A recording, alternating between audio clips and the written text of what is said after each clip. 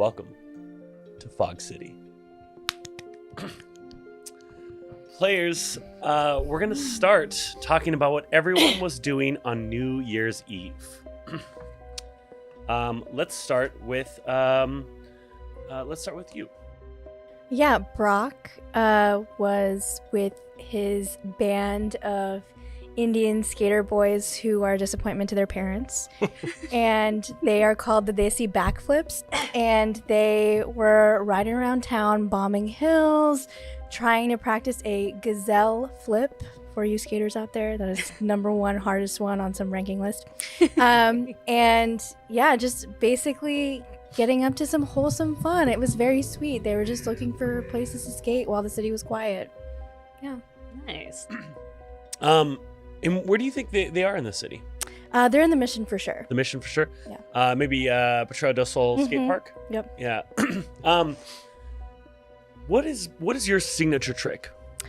My signature trick is actually a backside tail slide. Ooh.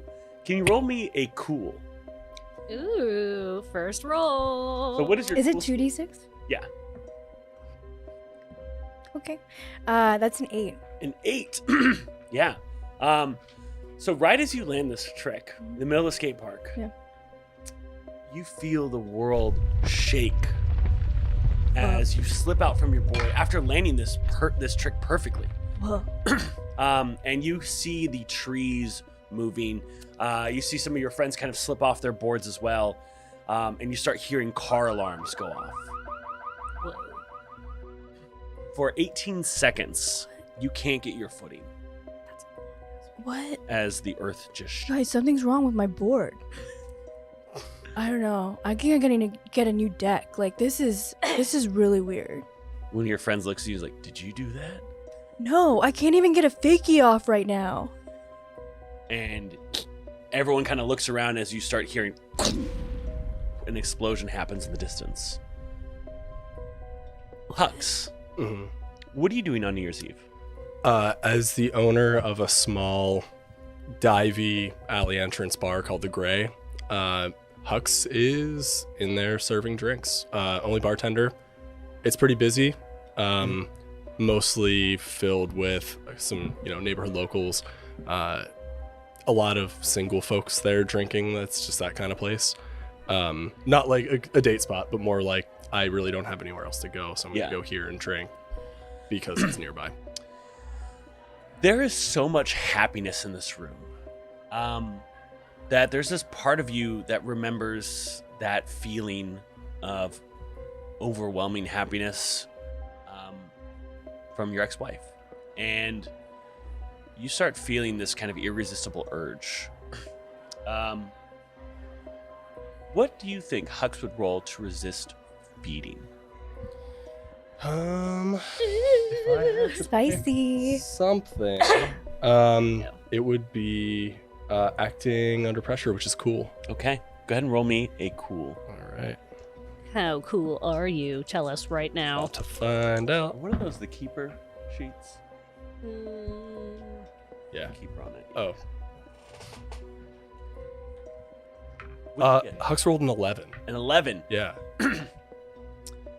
As you kind of begin to mentally steel yourself over this urge to draw on people's emotions, it's calm again.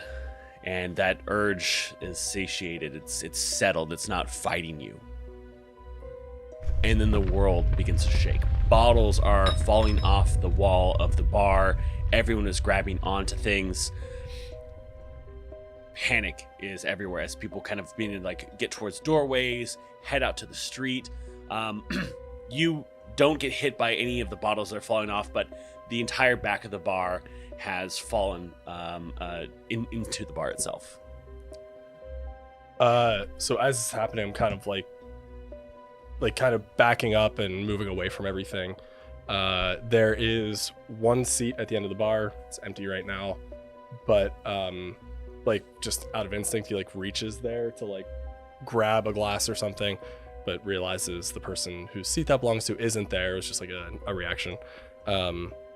And then he stops and looks around and looks over and sees, just making sure everybody else is out of the bar, and walks towards the door just to close it and get away from all the broken glass and liquor. Yeah. Rowan, what are you doing on New Year's Eve? All right, well, so Rowan is at I'm not quite sure. We met like earlier today. It was a friend of a friend's friend. I'm not quite sure how we got connected, but we were talking about some show that we were at recently, and then, it sounded like a good enough time, and so I'm at this New Year's party at this random house in the Haight, just kind of drunk and in a daze. Can you go ahead and roll me an act under pressure as well? Because you start hearing a lot of... Ooh, 8. You start hearing things like, never gonna get anyone to kiss. Well, I need to pick between the two. Like, well, lucky me. I can't believe he's here. What did you just say? And as you're hearing all these voices, you start to like focus them in, and you see someone across the room, and you hear this like, they're gorgeous. And you see them making eyes right with you. And they start walking across the room. And Did you say something to me? He looks back, and then the entire room goes 10, 9, 8, 7, 6, 5, 4. And you see him kind of like walking up towards you, thinking that he's gonna find his moment. And as he gets closer, the room begins to shake as paintings fall off the wall, people fall onto the ground. You hear the breaking of glass, car alarms outside. I'd say in a moment of fear, she kind of looks around and realizes she doesn't recognize anyone there or even where she's at, and realizes that she should leave. And as you walk out on the street, you see that there is some fires off in the distance. You hear a fire truck. There's several cars that have kind of had an accident right at the front. It is definitely pandemonium. And then we're going to move over to Declan.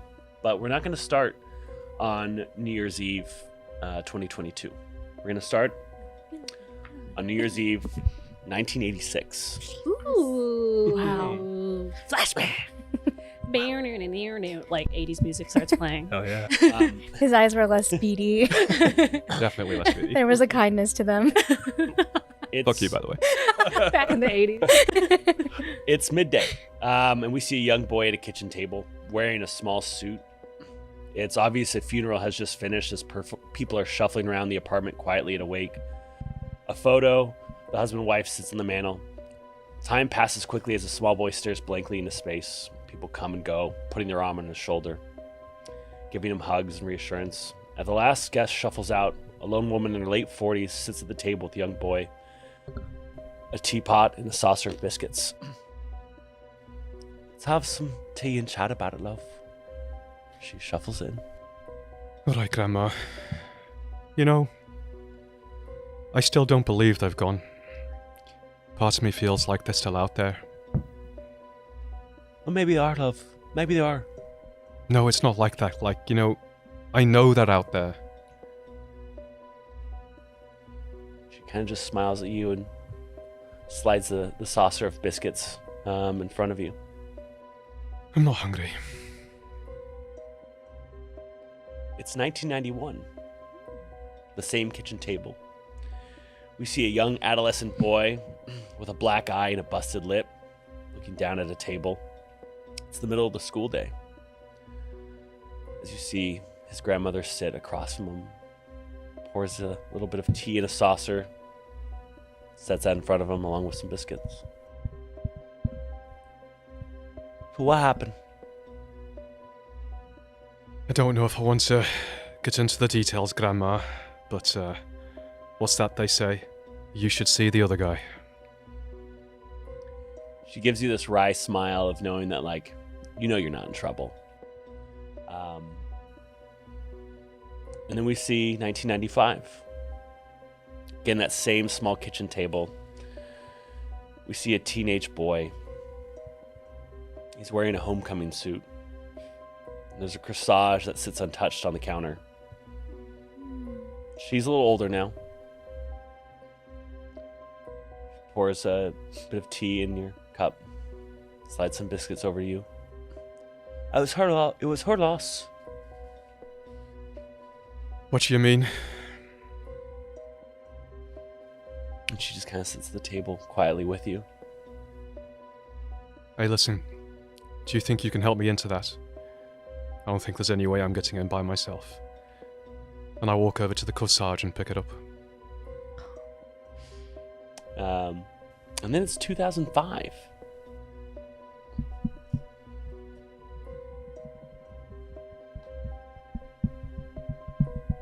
Declan, now a man. You're visiting your grandmother on your typical Sundays. You're in a suit. And we see him sitting at the table. There's also a stack of what look to be resumes.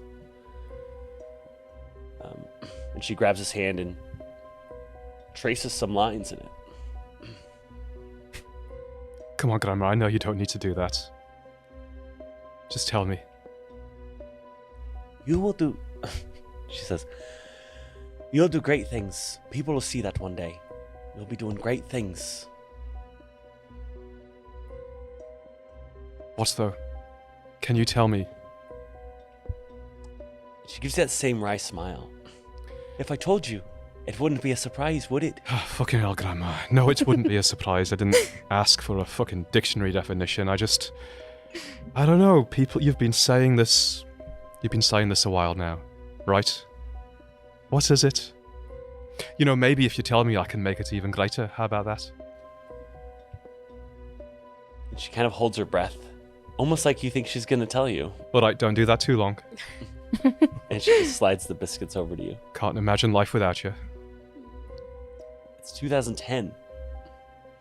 The kitchen looks way more worn over the years. And we see Declan sitting at the table. And his hands, his wrists are raw from handcuffs. And his eyes swollen. It's the middle of the night. And his grandmother's pouring him a cup of tea. She just looks at you. Don't worry, it was worth it. And now,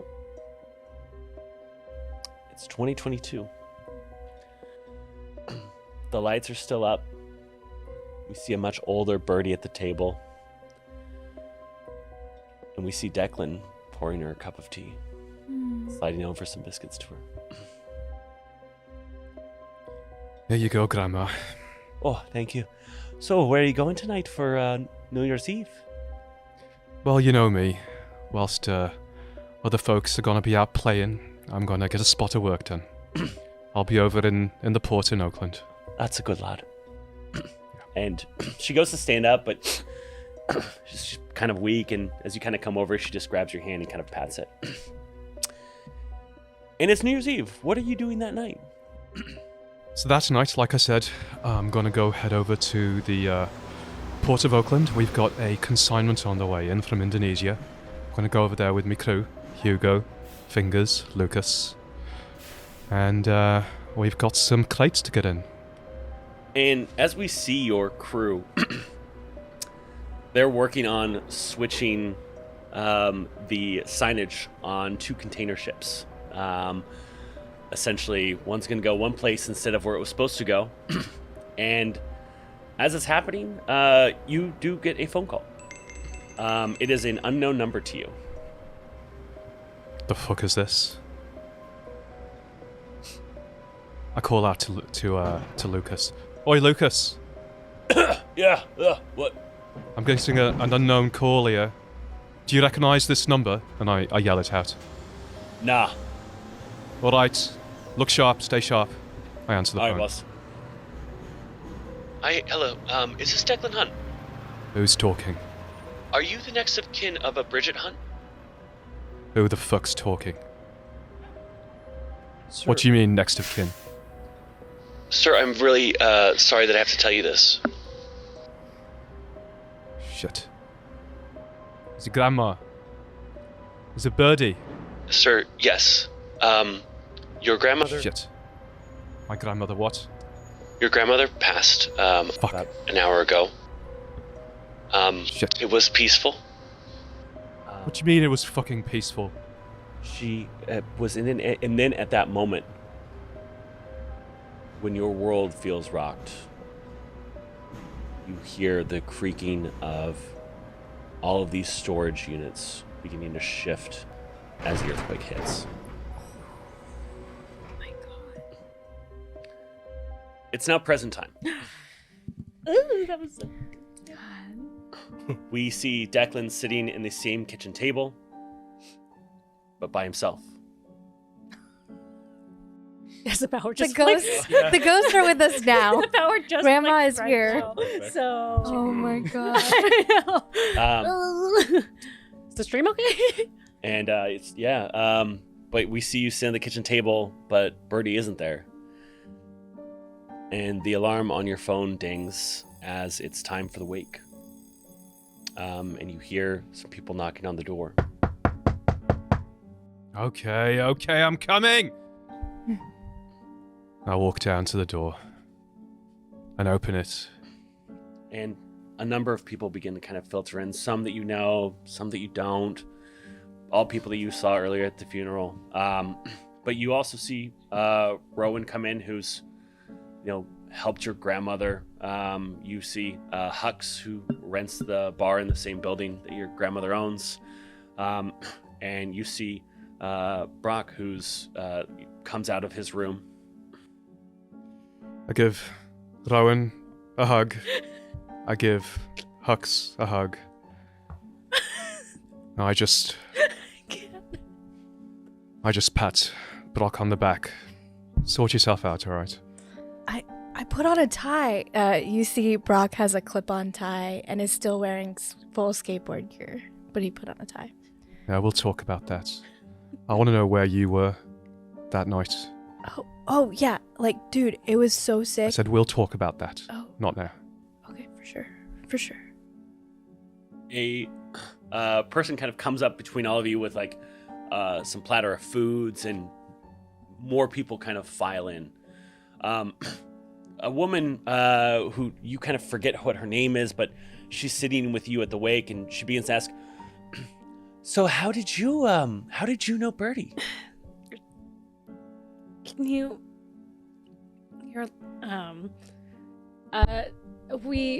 She. I wish I was young again. Is you hear? Yeah, and I'm just I can. It's She wears so much black. She helped me out. Okay, I'm guessing you knew her. Oh yeah, I mean, she volunteered a lot at the youth court. Yeah, well, she's the kind of person that helped everyone who needed it, and I was someone who needed it, and she never turned her back on me. That's all you need to know about that. I'm gonna go sit somewhere else. Thank you. Hey, And we see Rowan dash away from Brock. We see someone else who's talking to you, Hux, and they're also asking how do you know Birdie, and this is kind of our moment for everyone to kind of go in a little bit of your backstory about how you and Birdie know each other. Yeah. So how'd you know Birdie? I knew Birdie for years. I feel incredibly fortunate to have met her. She, she used to come in. I own the Gray right up the street. Oh, you mean downstairs? Yeah, the Gray. Yeah. Oh, it's great. It's a bar. Yeah. Yeah. No, that's correct. Yeah. So anyway, she owns a building. She bought it not too long after the previous owner just sort of skipped town. Things were going under. She liked visiting the bar. I worked there, and she gave me the means to help and take it over. So That's Birdie for you. That's- She's always doing something for someone. yeah. Listen, Just seems to have that effect. Yeah. if you ever need anything, you should always give us a call. And he gives you a card. And it's Pat Ryan Moving Company. Oh, Just in case you can't end up staying here. okay. You have a good one. Thanks. Overhearing this, I barge in and I say, it's not just any bar, Pat. It's the best bar in San Francisco. And I give you a scotch, Slagavulin. I've got one as well. Give one to Pat. Make it easier. I'll sidle up and be like, oh, thank God. Yeah. People I recognize. Hey, what's up, guys? Do you want a drink? It's been a day. No, I have one. Oh, good. So you are. Brock, an elderly woman of Birdie's age, sits down next to you and kind of grabs your hand. How did you two know each other? Yeah. Your hands are quite warm. Oh, thank you. Yeah. GB and I go way back. GB? Yeah. Grandma Birdie. Oh, yes. Yeah. She was. Oh God. We've known each other for 2 years. Are you the young person that lives with her? Yeah, totally. Do you play bridge with her? Yeah, we've played bridge a few times. Yeah, I'm Lenora. Oh, okay, so nice to meet you, Len. Great, awesome. Yeah, she like basically I think put a Craigslist ad like a couple years ago, and I was like, really, like it's hard in San Francisco, like it's crazy here. Like rent being like a QA tester for a video game company. What for a who? Okay. Oh my God, you're not gonna. I'll tell you all about it. And we kind of pull away as this very confused older woman listens to what a QA tester does at a video game company. Now, this is all in the upstairs apartment of Birdie's San Francisco building. It's a 2-story. On the bottom is her old palm reading storefront. There's a little storage back area that Declan uses, and then there's of course the bar, the Gray.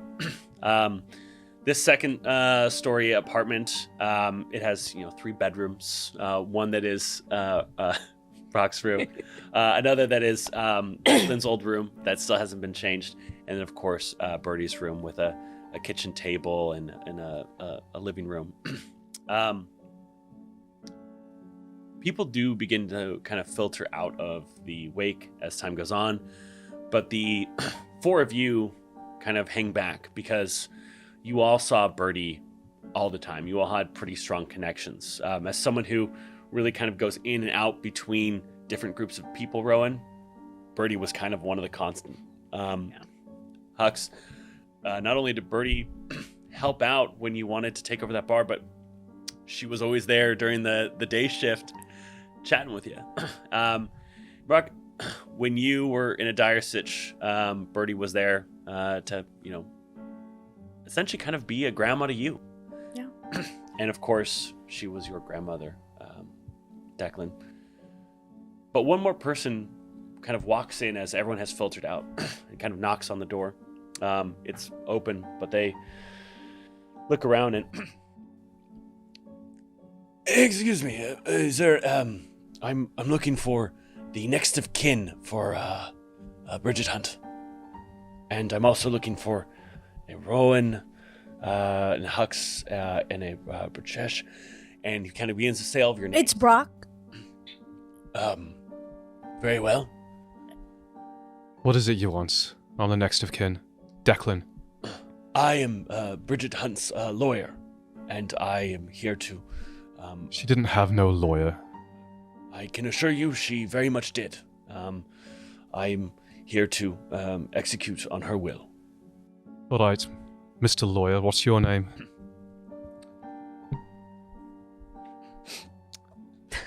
You were a fucking fake. My name is Joshua Rivers. Joshua Rivers, eh? And have you heard of a Joshua Rivers? Did Birdie ever mention a Joshua Rivers? No. Don't think we've had the pleasure of meeting, no. Is there some... Are we talking about her will right now? Yes, that is correct. Oh. Okay, I'm gonna need a drink for this. Well, why don't you sit yourself down, Mr. fucking Rivers? And Hux stands up and goes, like, just instinctively starts pouring a drink for... Rowan kind of smiles because, like, it was a nice validation because she really loved Birdie, but it's like she thought of her. She's like, Hey, dude, that's really cool that you're a lawyer. Like, my parents really wanted me to do that, but I mean, it's a tough gig. If I could tell any young person, don't. Oh, I didn't. Don't even worry, dude. Yeah. Hux reaches over the table and puts a glass of scotch in front of him, too. He also gives each of you his card as well. And I would say maybe you might know something about this. I would say that you recognize the law firm he works for is also the law firm that oversees the Bill Graham estate, which is a fairly famous San Francisco law firm. They don't really take on private individual clients. I'm going to look at it and be like, oh, that's pretty boss of Birdie. Have you guys been working together for a long time? She was good friends with Bill Graham, and this was a gift to her from him. Damn. Execute her will. Can we please stop saying the word execute? Just, yes, in respect of my beloved. So, all parties are present. Wait, hold up. Damn it. Present. He kind of takes the one that you gave and kind of just shuffles it over to Declan as well. Okay, so Bridget Hunt has left the following assets to the 4 people that are here. The contents of Divination by Design, the Gray, the residential unit, and the entirety of the building located at Grant Avenue are left to the 4 of you. And this feels weird. Wait, we got div by die? Wait, there ain't no way yet. Are you sure that this... Can you spell his name as... We go way back. B-R-A-K... J. J-K... Whatever the fuck it is. All 4 of us? Like, split evenly? You are bequeathed the Divination by Design. You are, of course, the Gray. The unit has been divided up into a number of shares equal to the square footage of the building, which you are all now purveyors in. Although your shares are executed to just the square footage of the room that you rent. Oh, she's so sweet. Can anyone understand what the fuck he's saying? I'm sorry, sir. You said Divination by Design was left to me specifically. Did she say anything else? She also gave this specifically to you, and he takes out kind of like one of those doctor bags, unclips it, goes in, and it's just a key. Also, all right, this is too fucking... Can you just hold on? Wait a minute. Stop. This is not all right. If this is happening, I need my associates here. I'm just gonna be right back. All right, Hux, you make sure this fella don't move. Yeah, he looks I pretty am well required planted. to make sure that you do not leave until I've given you this. And he pulls out this odd totem. Can you describe the totem to me? Sure. This is the amulet, right? Okay, this is a red jade golem, almost. It's maybe 1.5 inches long by 1 inch wide. It's slightly iridescent. You can see where the light penetrates the surface and reflects a little bit off the inside. It's on a little gold loop and then on a longer gold chain. And I remember Grandma used to talk about it from time to time, and she kept it on her person. He hands that to you. Alright, well, I suppose this means you're the real deal, so to speak. But I will be right back. Don't worry. I'm just gonna go get the lads. And I go downstairs and I rustle up Hugo, Lucas, and Fingers, and I bring them back up. And they're just downstairs drinking at the Gray. Yeah. I'm so sorry, sir. Did she say why? And he pulls out an envelope that has your name on it and hands it to you. Furiously open it. Yeah. And it says, I hope this guides your way. Birdie. He pulls out another envelope and gives it to you, Hux. As you open it, try not to live in the shadows too much. Birdie. And then Hux folds it up and just like puts it in his jacket pocket.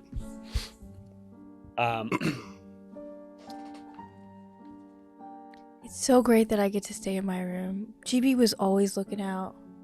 That's a true champ. Not wrong. And then a little envelope for you as well. Oh, for me too? Oh my god. Thank you.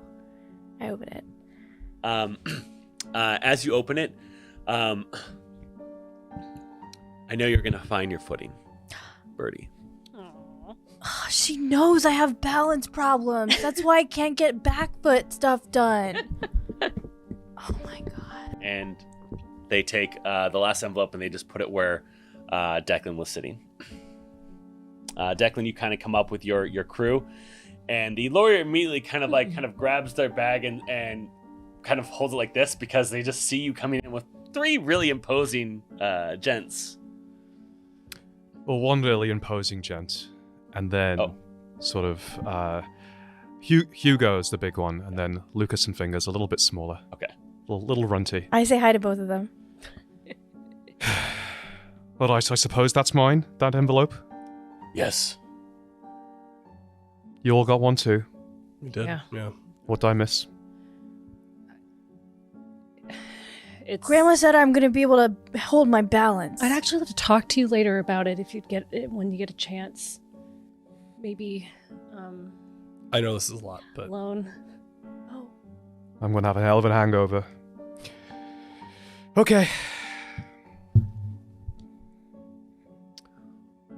Don't worry, dearie.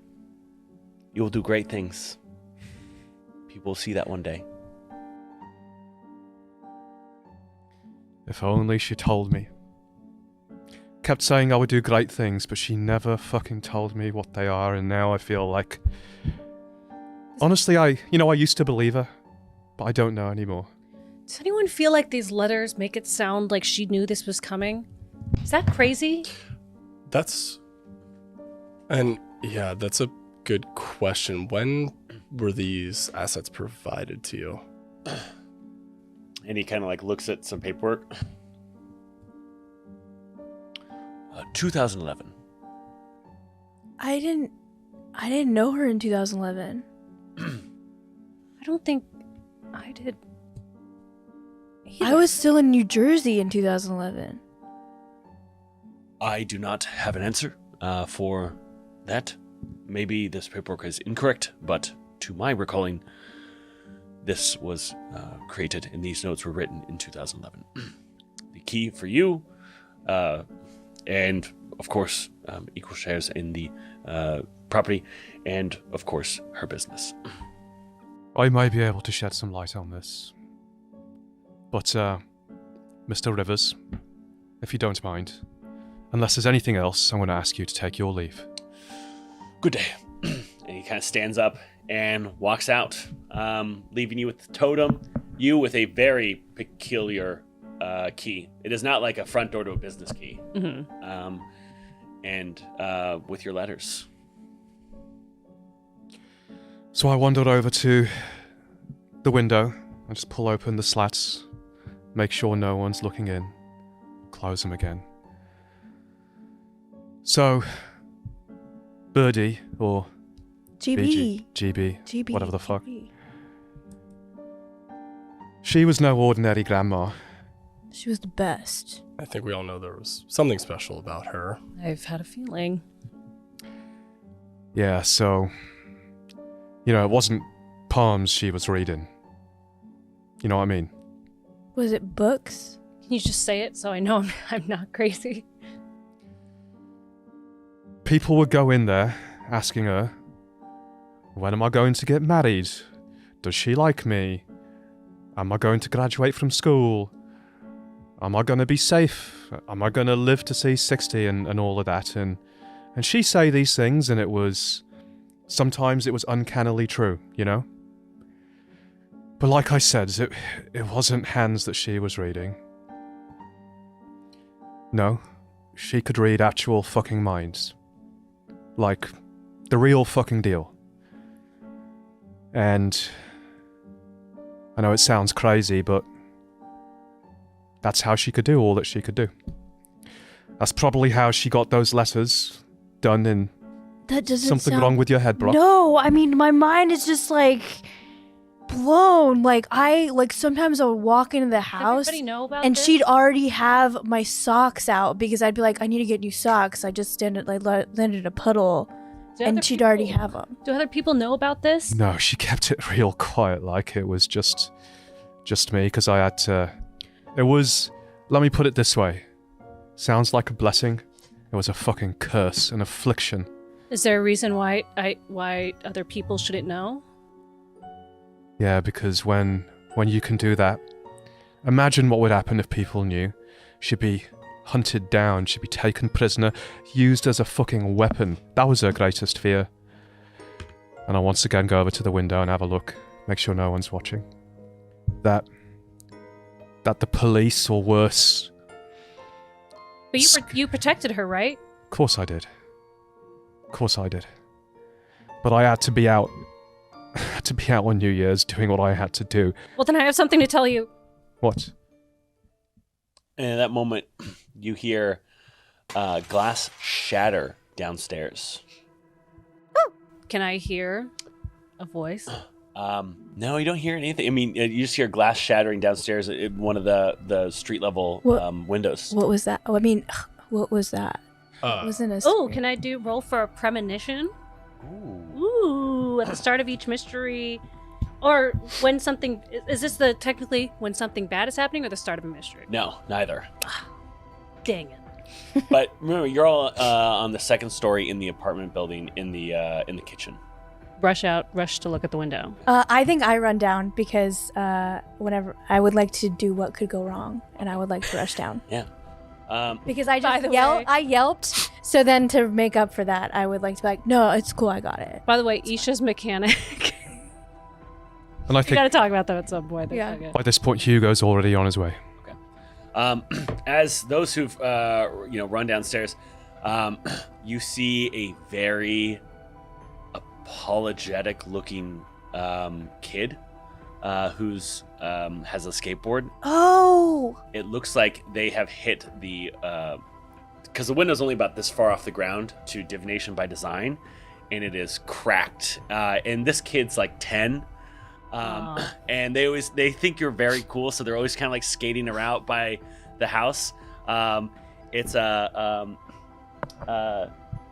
Tim. oh, and hey, Tim, buddy. He's also Indian, and so like you're kind of like his idol because His name is Timur. Yeah. And he's looking like he accidentally just like slipped off his board and it hit the window, and he's holding it, and he knows he's in trouble. Oh, bud, Tim, it's all good. Sorry, it's okay. I didn't mean to. It's okay. I It's didn't- all good, dude. It's all good. Like this is my Declan getting yelled at us? bestie GBs. No, it's all good. He's like my older brother. Like I got it. Like I'll totally talk to him. He's like so chill with these kinds of As things. you're saying this, Declan is standing right behind you. I'm scowling at this Tim kid. Get the fuck out of here. Take your board Oh, and leave. come on. He's a little kid. I know he's a little Okay. kid and he shouldn't be fucking around here. It's dangerous. He's playing. When he leaves, I say that and I'm kind of scared. I'm like, he's playing. What's your That's board? what happened. Or I'll smash that too. Okay, all right. I just replaced it. It broke on New Year's. You know, maybe if you'd been paying more rent, if you'd been helping Grandma out a bit more instead of fucking skating around wherever the fuck you go, she'd still be with us. whoa, okay, Declan, come on. Hux kind of like not gets in the middle, but definitely like shoulders Come on, over to Brock's Declan a little harmless. bit. I'm like, hey, let me go pour I'm you a drink. man. It's been a long day. sure. man. It Let's just starts crying, fucking jets out of there. Okay. It's okay. I like try to. When I he can't see leaves, can I try to fix it with magic? No, because you don't really know how to use this magic yet. Okay. You know, this is, it's still kind of a mundane. That veil hasn't been lifted for you yet. Like, how to Okay. use magic. Well, then was I picking up anything from this little boy? Telepathy was. Technically speaking. Telepathy. Telepathically. Speaking I mean, as a just, telepath. that you were definitely getting, like, this kid's very apologetic, but as you're kind of just like, and the thing is, you don't even know as telepathy. You know it as, like, you just kind of get the vibe of what you think people are thinking. Yeah. And you always thought this is just like how you're so good at reading people. But your head is buzzing right now. You hear this low hum. And it's coming from inside Divination by Design. And we're okay. Sorry, explain it again. You're downstairs on the street. Divination by Design is where? It's at the street level, just like a... Oh, so it's just next door, right? yeah, next that's door. the window that got hit. Okay. I think we need to go into Divination by Design. Don't ask me why, but just we should go. All right, after you. Okay. You go and you have this long thing of keys of all the places you have access to Mhm. as kind of this, and so you go through your bag and you finally find the one because you do odds and ends work for her. Yeah. Divination by Design is just a small single room. There's like a little what do you call that? Like curtain that you have to walk through to get in. But then it's like less than 100 square feet in the actual room. And you're in there. Now, it's a single room with just 2 chairs, table. There's a curio cabinet of herbs and kind of long-lost items that are sitting kind of gathering dust and cobwebs. The only thing that's kind of out of place for a psychic's room is a poster for The Last Waltz, the 1976 Thanksgiving show for the band. Said 1997. In 76. 1976. So it's a real show. Does anyone as players know about that? Mm-mm. It's one of the last things that Bill Graham ever produced. The band is the name of the band for what's his name? It makes like this. Yeah. Who was that? Bob Bob Dylan. Dylan. Yeah. it was Bob Dylan's band. It's called The Band, and that's what their name was without Bob Dylan. It was a famous Martin Scorsese film, filmed here in San Francisco. Wow. The Last Waltz. Yeah. Who But that's- knew she was hobnobbing with the likes of Bill Graham? Did you know that, Rowan? It's the first I've heard of it. I mean, I just recognized the card, but she never said anything like that for me. And I mean, I was seeing her like, God, 3-4 times a month, and she never mentioned it. Brock, you lived with her.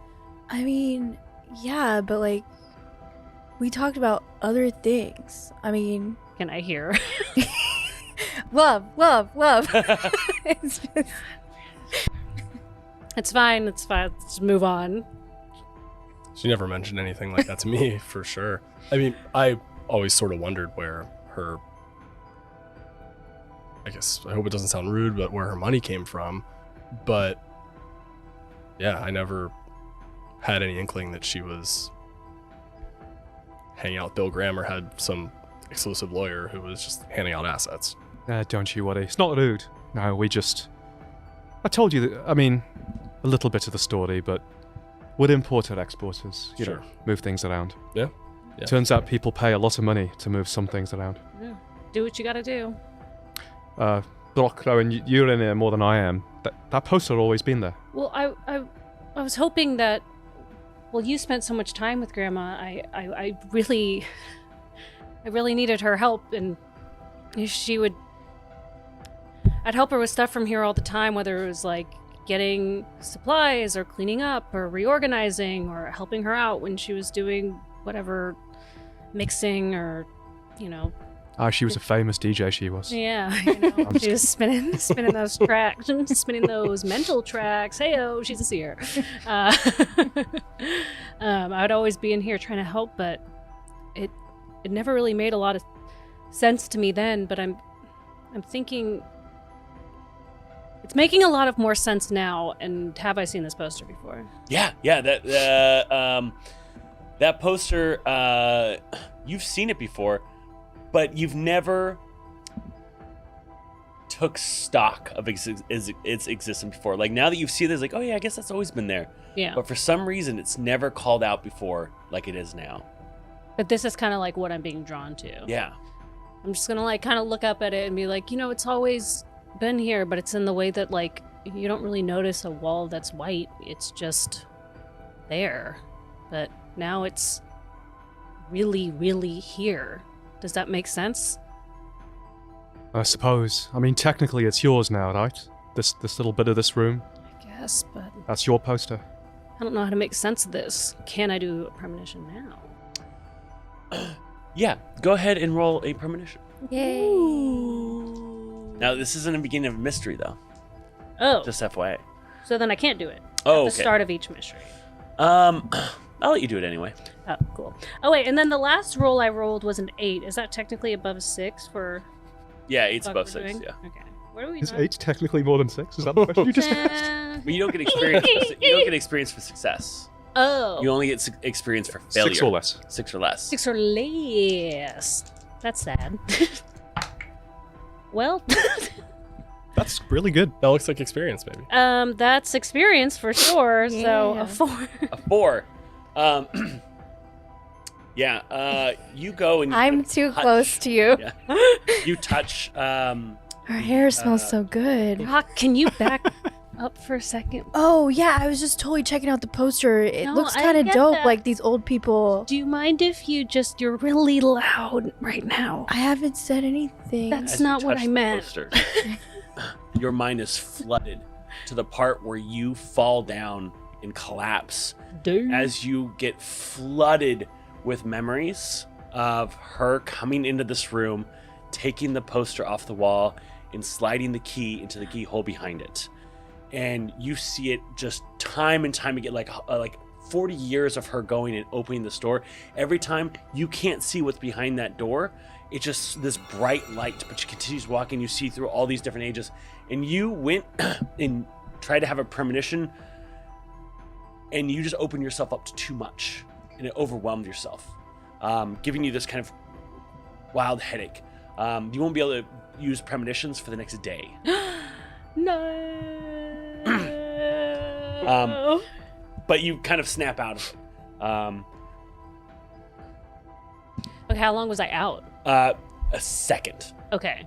But it felt like 20 minutes. Yeah. Well, then I'll wake up like that. I'll be like, how long was I out?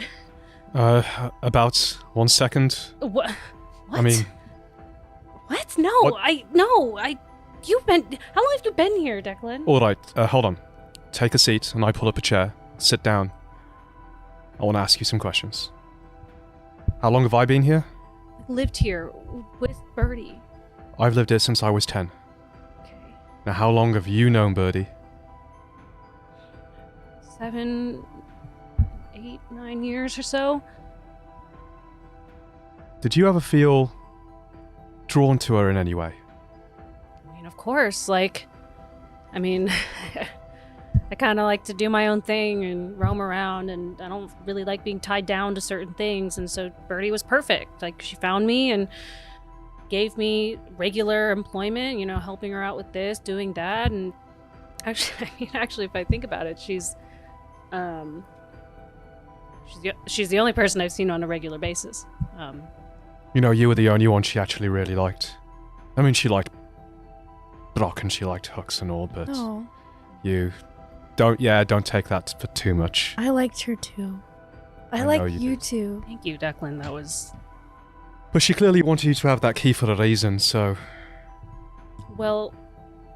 She would always tell me about things, and I heard it, but I didn't hear her. And now I'm kicking myself because I should have been listening. And that's why I wanted to talk to you, because shit has been happening ever since this earthquake. And I can't, I know I'm not the only one. Things have been She looks really pointedly at yeah, Hux. remarkably stranger since then. Things have been weird for me too. I get that. Like I get that. Brock sees their like too lingering of an eye contact and immediately chimes in. It's been really hard. I just had to get a new deck. I know. And I might, not to brag, but like I might be up for a promotion as senior QA tester. Congratulations, Brock. But I mean, things have been really weird, right, Hux?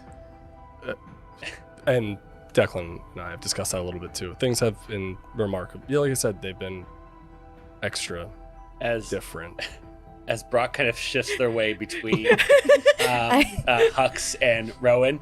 I would like to physically switch. In this small room too. Like, Brock, who's always wearing his backpack, hits the framed poster and it falls off the wall. Whoa.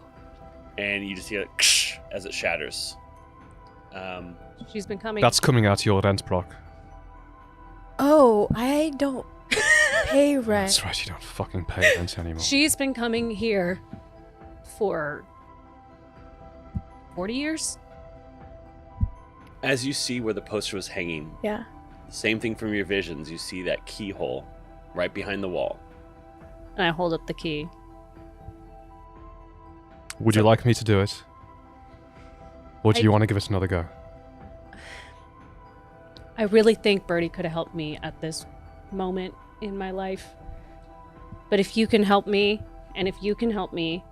I can help you. I'd love Thank to you, help Brock. you. You are very kind. I appreciate that. I would love to figure out what the hell is going on right now.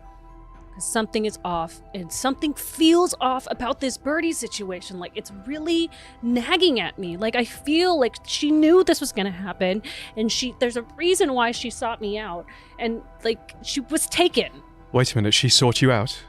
Or, like, kept, like she knew that this was going to happen to me. She did keep... She told me to leave on New Year's Eve. Contract. She told you to leave? Yeah. All right, now we're getting the story. What else did she tell you? I mean, I'm just saying, like, Brock, just remember what exactly, like, as close as you can, what exactly did she say? Like, I was, like, chilling in my room, like, like, working on my board, like, tightening up some gears, and, like, planning to meet up with the boys, like, I don't know, like, 11:30 or, I don't know, like, 11:45. Like, we thought it'd be really sick to all do a flip on New Year's, like, at the moment. Get to the point. Brock. Oh, yeah. Focus. Okay. Anyway, so, all right, real speed up. So, anyway, I'm, like, doing that. She comes in at, like, 9:30, and she's like, you're young. Live in the moment. Go, standard GB style. Live YOLO. Like, she was so YOLO life, which is really cool because my parents were not. So I was like, you know what, GB? You're right. I am going to go live my life. And I left early. She wanted me to really get some bombing hills in before New Year's. And I did that for her. It sounds like she knew something was going to happen that night. You begin to hear this noise on the other side of the door. I put the key in. Aim? On the other side of the safe, or in the warehouse? No, the other, where the keyhole is, that wall, on the other side of the wall, you begin to hear that noise. Hux walks back and locks the door and makes sure the curtain's drawn. As you open it, you realize it's not a wall safe. It unlocks an entire panel. This seems impossible because your storage unit should be right behind this wall of her palm reading shop.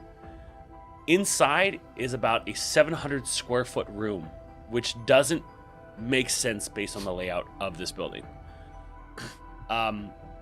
You see the walls are covered in photographs. Photographs with Birdie and people like Charles Sullivan, John Kelly, Anton LaVey. You even see one with Bob Dylan.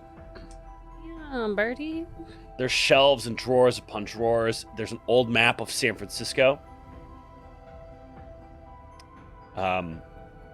There's also 3 places on that map that are marked. And you see the desk has just a mash of papers around it, and there's an old fax machine that is just sitting on a desk that has just printed something out. And those of you who have characters that are old enough to know that sound was a fax machine, you see the piece of paper that's kind of been printed out on it. I think I would. I'm 35. I'm 27. You also What's see the color of tea that she usually makes for you that kind of helps calm your telepathy that she's been giving you, since you've met. Yeah. And you see kind of like a little table of apothecary, where she kind of makes this tea. I run to it and just start picking it up and like putting it in my Hold bag. up, that's valuable. I know it's value. I need this now. Can we at least have a discussion about it? Can we? Sorry. Yes. Table that for a second. Can we have a discussion about This? What is that? What is? Did you know about this before? No, I must say I did not know. Has anyone but been here before? And also, a piece of paper just spit out of that fax machine. It might be worth taking a look at that as well. Fax machine. all right, why don't we start there? We've got a lot to talk about. And I walk over to the fax machine and have a look at the paper. What does it say? Okay.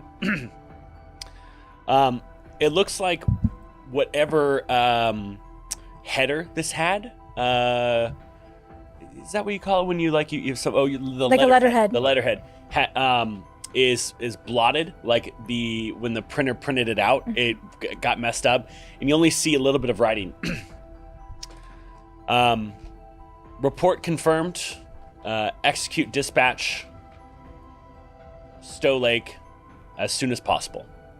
That's what all this fucking Threat level 2. I read that out to the group.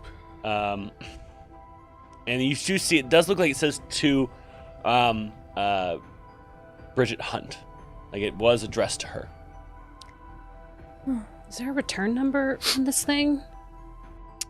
There is not on the paper. Yeah, it doesn't look like it. It may have been damp. The letter. Fuck, that may have how been do damaged. faxes work? I mean, you can...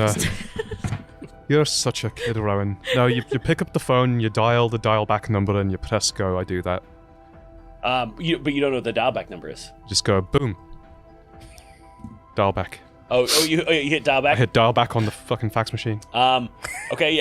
As you hit dial back, you hear the sound of a line that is just for faxes. So it sounds kind of like it's busy because you can't actually get them on the phone.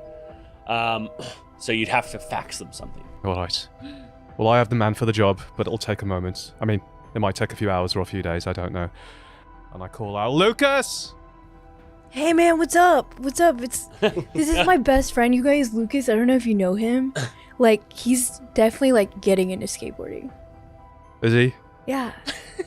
Good. Your crew is all outside. You've locked the door from the inside, so they are not able to come in. Oh shit, yeah. Sorry, Lucas, I'll be there in a sec. And I go and open the door. Lucas, I found a fax machine. Turns out Birdie had like a... Before you do this, are you sure you'd like to show this crew this room? Yeah. Okay. I looks after me crew and they looks after me. So they walk in. Lucas is like, "What? Whoa, it isn't." And he's like trying to figure out how the spatial awareness. It's of this crazy. I know. He's like, And he kind of just takes a seat in the other room. Like he just needs a moment to like comprehend this. I know she had this under our nose. Once you've got your head together and stuff, could you figure out what's on the other side of this fax machine? We got this paper, this message, and we're trying to figure out where it came from. I'll roll for him. Okay.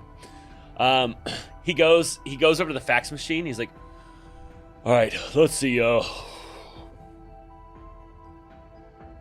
Boss. And he lifts up the fax machine, and there's no plug in it. Can I use magic on it to like detect an aura of some kind, or maybe to see if I don't know. I'm not quite sure what the limitations are of my magic, Yeah. per se, especially with Monster of the Week, because it's all about like creating spells, Right. Essentially, right? Yeah, I mean, I would say, yeah, go ahead and roll magic. Yeah. The minute he lifts it up, I'm gonna be like, Or I believe it's weird. Get weird. yeah, weird. I get a +2 to this. 7 + 2, 9. 9. Yeah. So you realize like this is definitely otherworldly how this fax machine works. As you touch it and you try to like figure out where it's coming from, you know that you're blocked. Something that has similar powers to yours is preventing you being able to see it, or using any kind of divining. And you're just sitting there just looking at that, and you kind of look around at the rest of the room. And you do put together that it is interesting that, like, wait, did you tell everyone what the paper said? I read it out, yes. That the giant map of San Francisco on the wall also has Stow Lake already with a marker on it. Yeah. I'm gonna kind of look over at Lucas and be like, do you want to give us a second, Lucas? And Lucas is still trying to figure out if that you're all pulling like a joke on him. Yeah, okay. All right, listen. I got my eyes on you. Okay? Thank you, All right. Lucas. I'm gonna be outside. Listen, I don't want to involve people that we don't have. Ah! Okay, all right. It's still here. Okay. All right. Sorry, I just... Not It's probably very a weird. great You're funny. Funny guy. Thank you. Of course. Okay, I'll be outside. Of course, you'd find that funny, Brock. Oh, it's not funny. I'm so sorry. That was really inappropriate what he did to you. Like, he should definitely be a lot Yeah, more right. I get it. thoughtful and kind Yep, and Brock, sensitive That's to enough. your needs. I appreciate that. I'm trying to keep this circle small and but I know that fax machine is, let's just say it, fucking magical. All right, we're all talking about it, right? She could read minds. Why didn't she have a magical fax machine? And as Hux is like looking around, like there really isn't even a plug anywhere near it. No, this shit is magic. Look at this map right here. Like, Wait, Declan, there's someone on the other side of that doesn't want us to be able to know who it's coming from. Is what I'm There's- saying. that's exactly where my head was. There's someone on the other side of that. Can you think? They know. Brock, Declan, We know. can you think of anybody else who maybe was involved? Like, did you have any family? Could it have been anyone else? Well, now that you mention it, perhaps it's... No, it's stupid. I mean, we shouldn't rule anything out right Stupid. now. Definitely. Stupid. As you're kind of saying this, you look down at the desk and you do see that there is a little business card, like a stack of them, with your grandmother's name on them. Business guy. Okay, I picked that up. Anything unusual about that? It just says,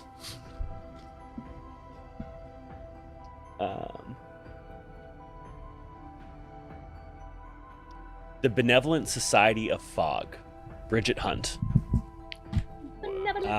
On the back has what looks like a locker number.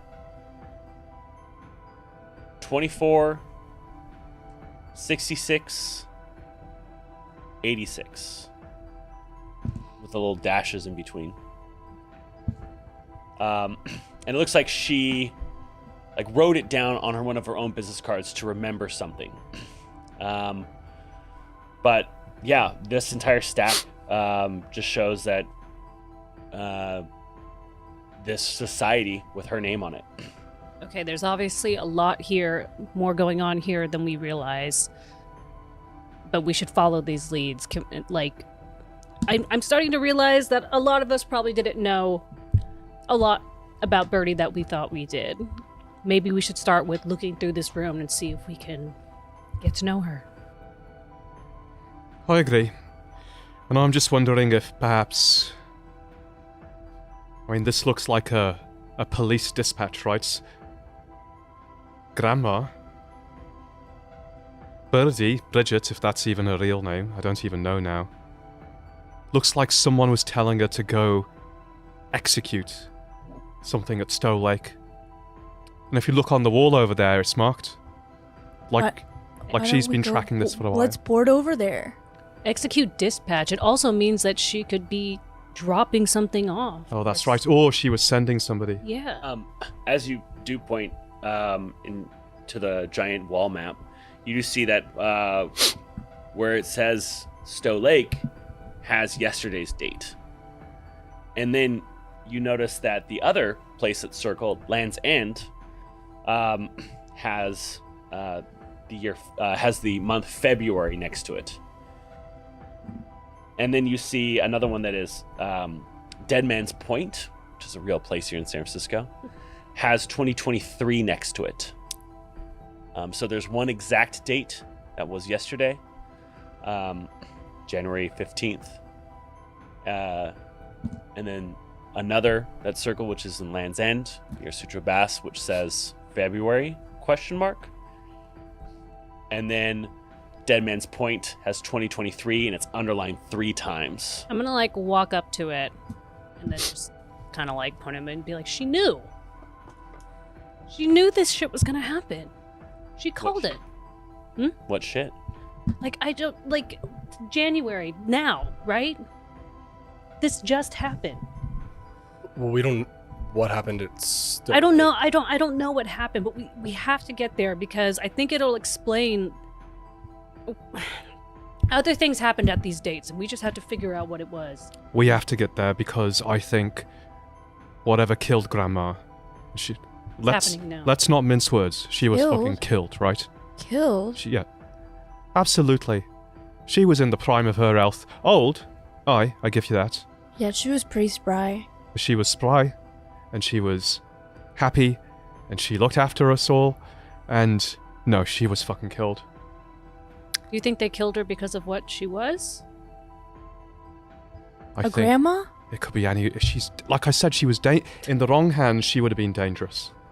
Maybe she came close to being in the wrong hands. So it sounds Then like let's kill these motherfuckers.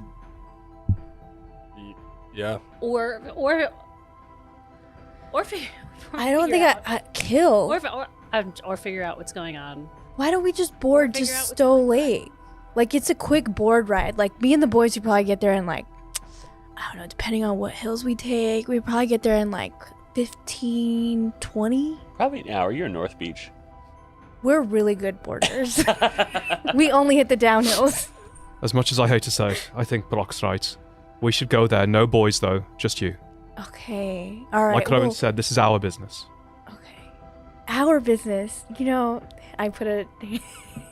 I can't quite reach your shoulder, but I'm, like, trying to... Don't push it, Brock. Okay. Thank you. Don't. I back away.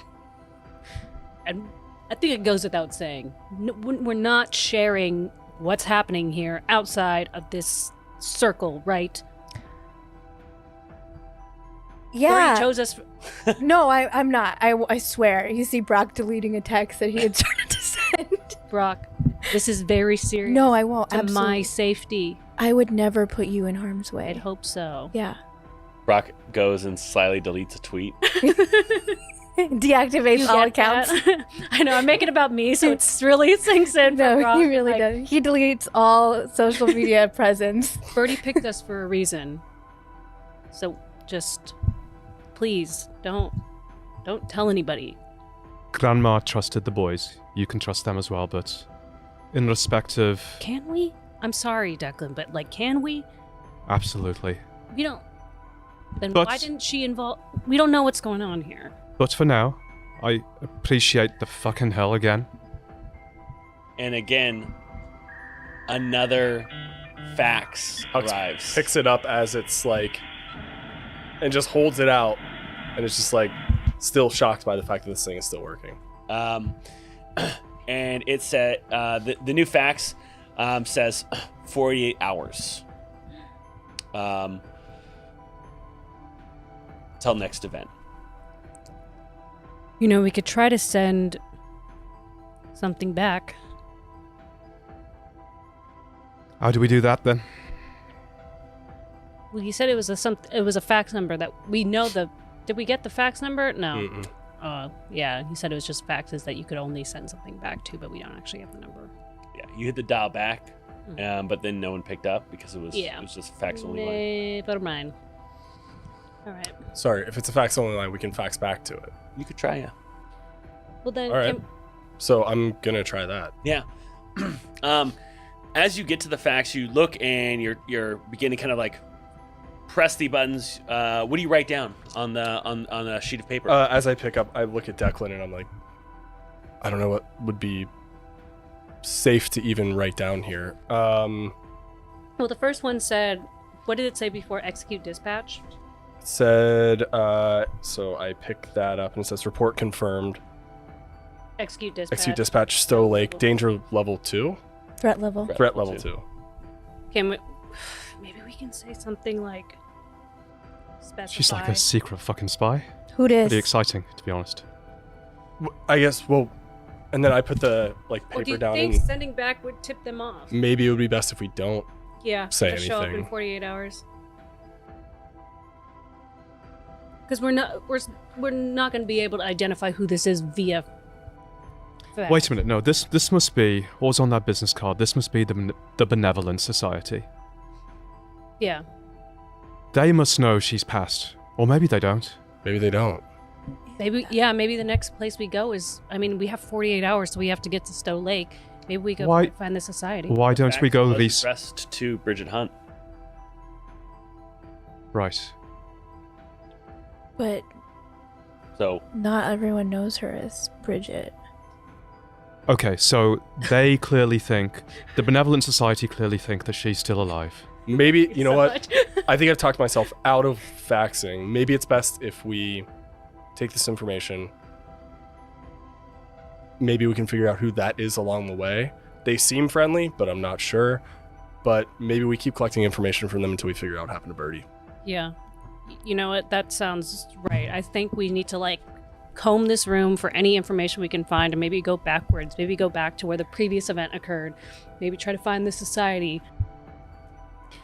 I mean, that is the safe choice, but what if they're friends and they don't know that she's passed? What if they could help us? What if they know what happened to her? I mean, I think if they knew something happened to her, they probably would be faxing her right now. It could be the Exactly. Bridge Club. We should tell... No, Because, they're all old. do you think they a probably... bridge club would be faxing a fucking magical room they all have fax machines. via a magical fax machine that doesn't need power or a Just- phone connection? No. I think you had a good idea, Hux. Here, let's write it down. All right. Acknowledged, comma, friends of Birdie. In brackets, rip, close brackets. Birdie. Rip. Should we say when? Yeah, well, probably. I mean, I don't know how faxes work. Okay. Well, I'll just be writing it down, then it'll copy it when we fax. Okay, so We're going to tell them that Birdie's dead? I think... I think we need to convey...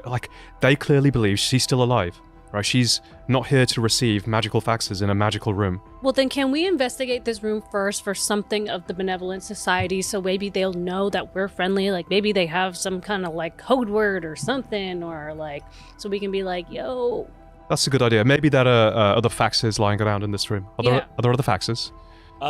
no, but there is a shredder, and when you kind of open up the lid, there's nothing inside. But as you do look around, there seems to be a book. And it's called Odd Encounters in San Francisco, Birdie Hunt. Ooh. And it is illegible, as it's written in some sort of code. But the last entry into this book does have the date of yesterday, January 15th, 2023. It says location, Stow Lake. And that's it. As if she never had a chance to fill it in. To fill it in. Yeah, it's like a journal. I see. Okay. What are the previous entries? Can't read them. They're illegible. They're written in some sort of code. Can we try to crack the code? Yeah, you look and you wouldn't even know where to start. Okay.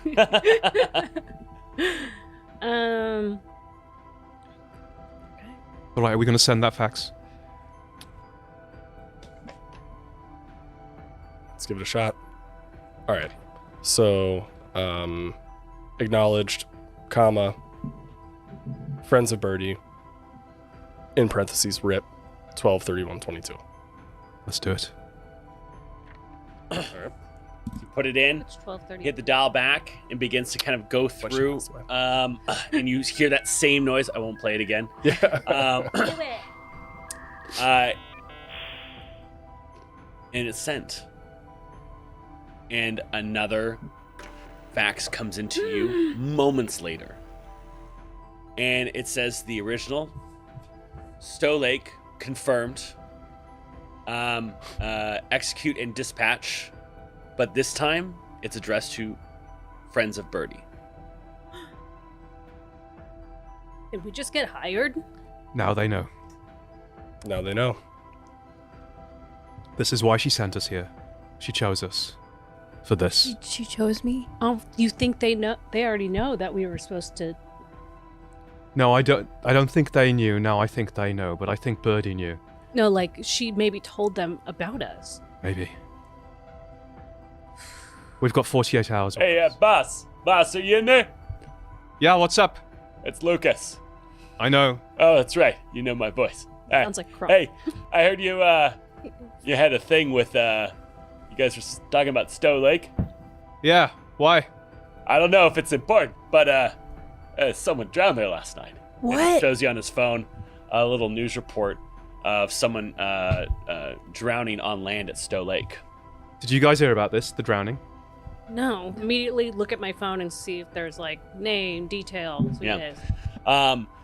As you all kind of begin to kind of consume, it all starts to consume like news and all that. It all starts to make a little more sense, and things are coming together. We're gonna take a quick break. When we're back, we're gonna do a giveaway and see where it takes our adventures. Welcome back to Fog City, a monster of the week tale. As you're all going through the different news reports and such, an unnamed person, they haven't released details of who it is, was found drowned, but their body was found on the bridge of Stow Lake. So their body wasn't found in the water. So they drowned, and the drowned body was found. That's what the news reports imply. But this happened, they assume it happened sometime around midnight yesterday. Got it. Which is the same date that you saw listed on the giant wall map. Mm-hmm. And they're not releasing details of if they think it's foul play, or they're not releasing anything. It's just a report that's happened is someone has drowned at Stow Lake. Okay. We go to Stow Lake. All right, we can take my truck. Plenty of room for all of us. Oh, you got a car? Oh, That's it. I could sketch a ride. And you can do whatever the fuck you want. Oh, all right. So I'm driving. Okay, for sure. Okay, All right. boss, you want us to stick around, or you want us to come with? I think for this one, you just make sure that, especially what we have, this new room, that this place is locked down. No one comes in, no one comes out. Okay, all right. No one getting by me. Oh, and Okay. And but- then you see like Hugo already behind him, like looking at us, like, "Hey, Hugo, get out of there!" by the way, can you toss me my shotgun and my revolver? Yeah. And he goes and he the bag that they carry with them. He kind of grabs a shotgun. He's like, "You sure you're not yes, boss? This looks kind of dangerous." This I might don't be know what kind of this dangerous. is, but you're taking a gun, so. Shit, Declan, do you think, as I look at like a shotgun handed to him, like, do you think we need? I mean, we that? should definitely protect ourselves. Abso-fucking-lutely. What? Hey, you have a gun. Yeah. Try Don't- being a woman in the city. Don't worry. Okay, She's hey, fine. that's She's fair fine. enough. You have a gun? Duh. Welcome to the real world, kid.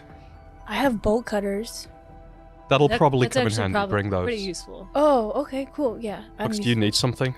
No, I think as like Hux looks around the room, he's like, I think I feel safe enough. Thank you, though. I think we'll be all right. So the truck. Can I close and lock the room Sure, yeah. with the broken?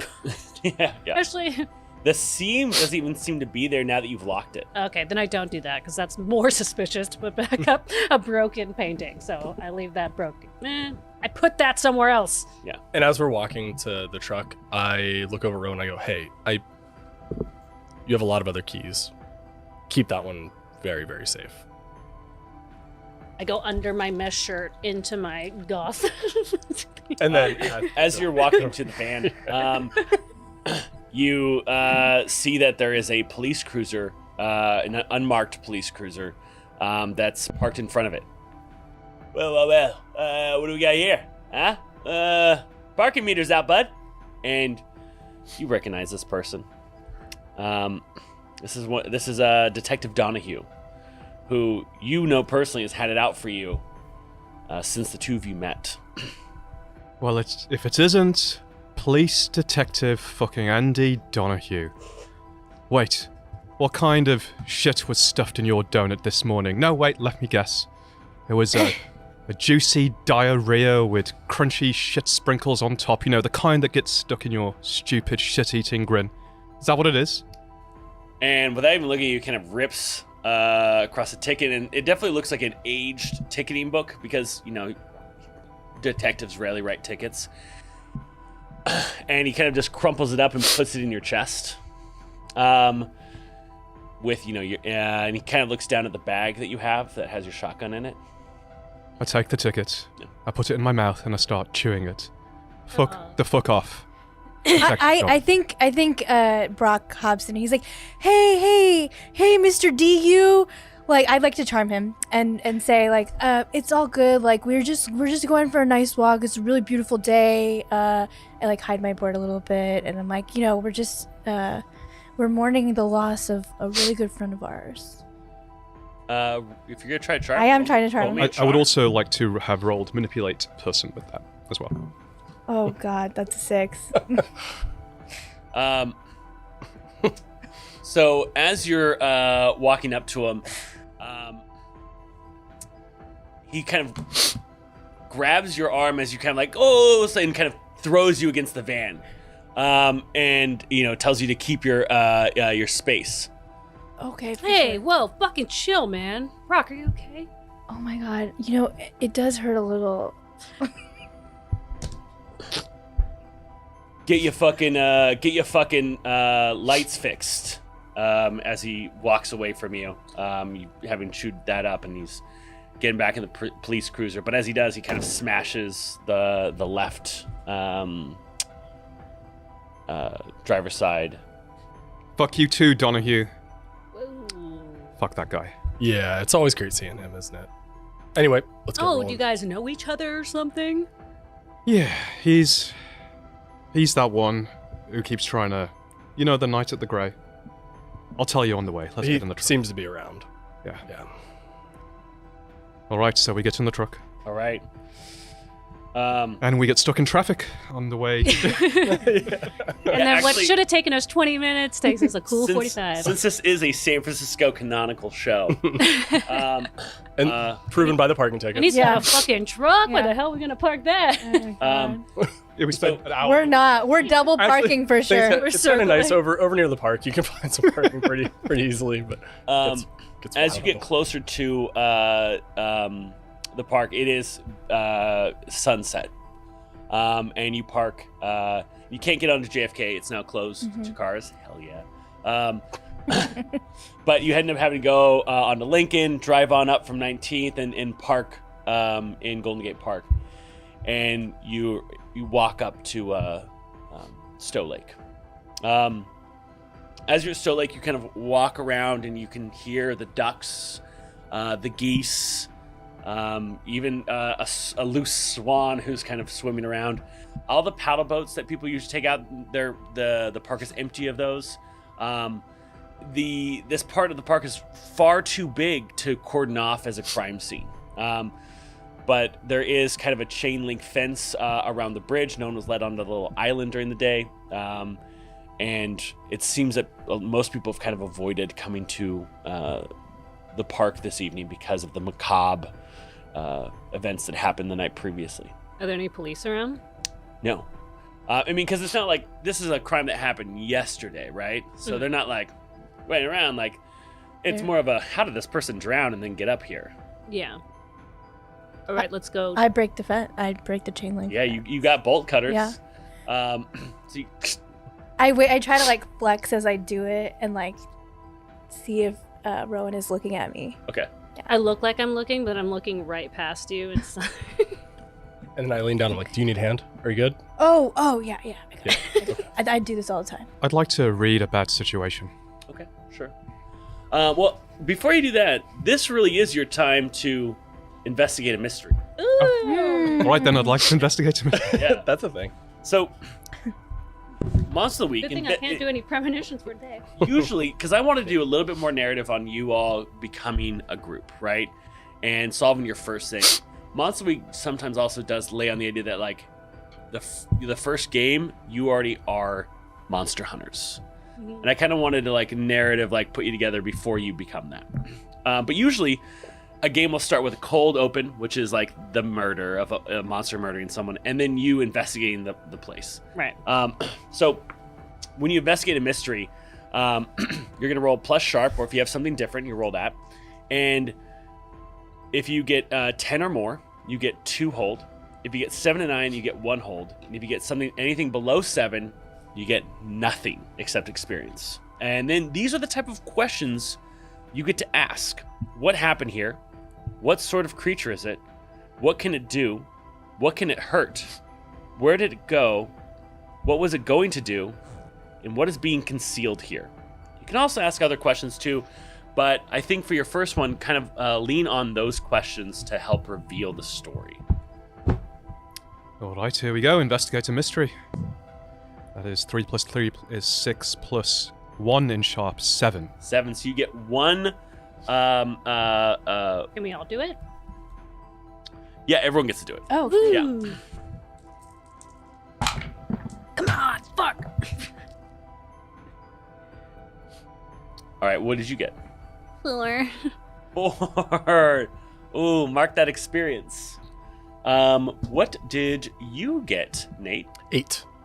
8. Yeah. That's 1. And what did you get? 10. 10. I stumbled into that. So that means you'll get 2. That's our goofy little Nord. Okay. It's mostly gonna be like, what do you think this is? So what would you like? What do you want to know from those questions? And I think there's an investigative mystery. Yeah, Sheet there here. is. I think I would like to know like what can hurt it? What can hurt it? Hurt it. I think as you look around, you realize that there is a bracelet on the ground. And it has little iron beads on it. And as you kind of pick it up, you realize that, like, this was probably missed maybe by the police. But it's weird that it is here and it was untouched. Huh. A little bit of meta here. Yeah. This location doesn't really lead well to, like, what can hurt it. Yeah. So that's a stretch on that one. I know. I had to try it. It Yeah. would be so easy. Well, I pick up the bracelet. I'm like, whoa, that's crazy. Did you drop this? I look at Rowan. No. That's sick, though. I just found it. Like, this is for you. Oh. Thanks. Thank you. It's like you keep hearing in Brock's mind, like, I hope this is What- a token. What a... As you take it, go to put it in your bag, you realize that book of Odd Encounters in San Francisco by Birdie Hunt is also in your bag, which is weird because you don't remember putting it in there. I pull it out. and look at the bracelet at the same time. What other things do you want to? I would also like to know what sort of creature is it? What sort of creature is that? Yeah.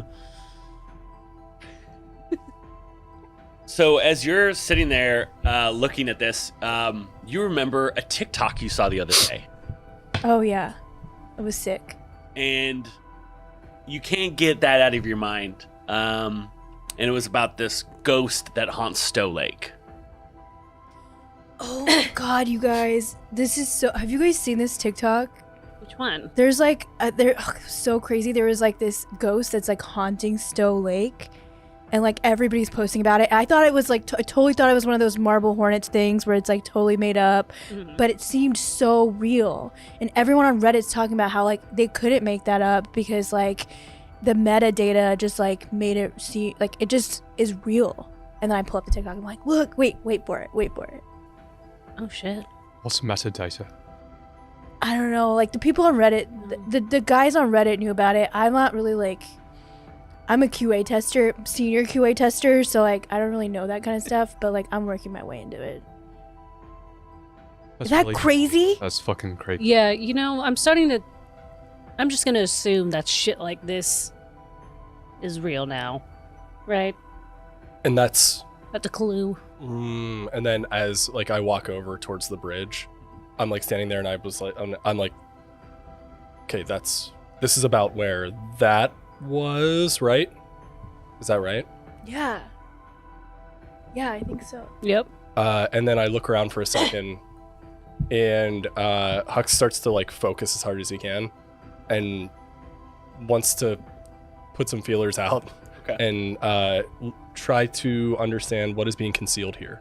Yeah. As you do that, you tune into that desire to feed. Mm-hmm. And you are absorbing a lot of negative energy. You are absorbing loss, anger, sadness, and it is all tied to a space, which is weird because you've never felt emotions from a place. You've only felt them from people. And you hear crying as you tune into this. So as I'm doing that, I start to like almost like space out for a second, in the same way that I would like as if I was about like I was trying to maybe even resist on feeding somebody. I'm like hyper focusing on it but trying not to. Yeah. And then I stop and I look over at Rowan. Only in your head you hear this. Yeah. Do I know it's only in my head?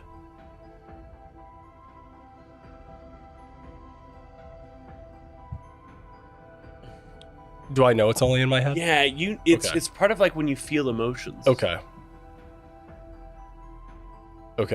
And I turn and look over at Rowan and I'm like, Can I hear what he's what he's hearing, or like feel the vibe he's putting off? Nothing, but you definitely know that like you can see that he's feeling something. there's definitely something here. I'm gonna pull out the bracelet. Bring it here. Come here. Bring it here. No, I don't. Not just. You come. I join him over there with this bracelet. Now, you have the premonitions feature when a mystery. Does that work though when Well, you said I failed, so I can't use it for a day. yeah, but how does it work normally? At the start of each mystery, roll plus weird. On a 10 plus, you get a detailed vision of something bad that is yet to happen. You could take 1 plus 4 to prevent it from coming true, and mark experience if you stop it. On a 7 and 9, you get clouded images of something bad that is yet to happen.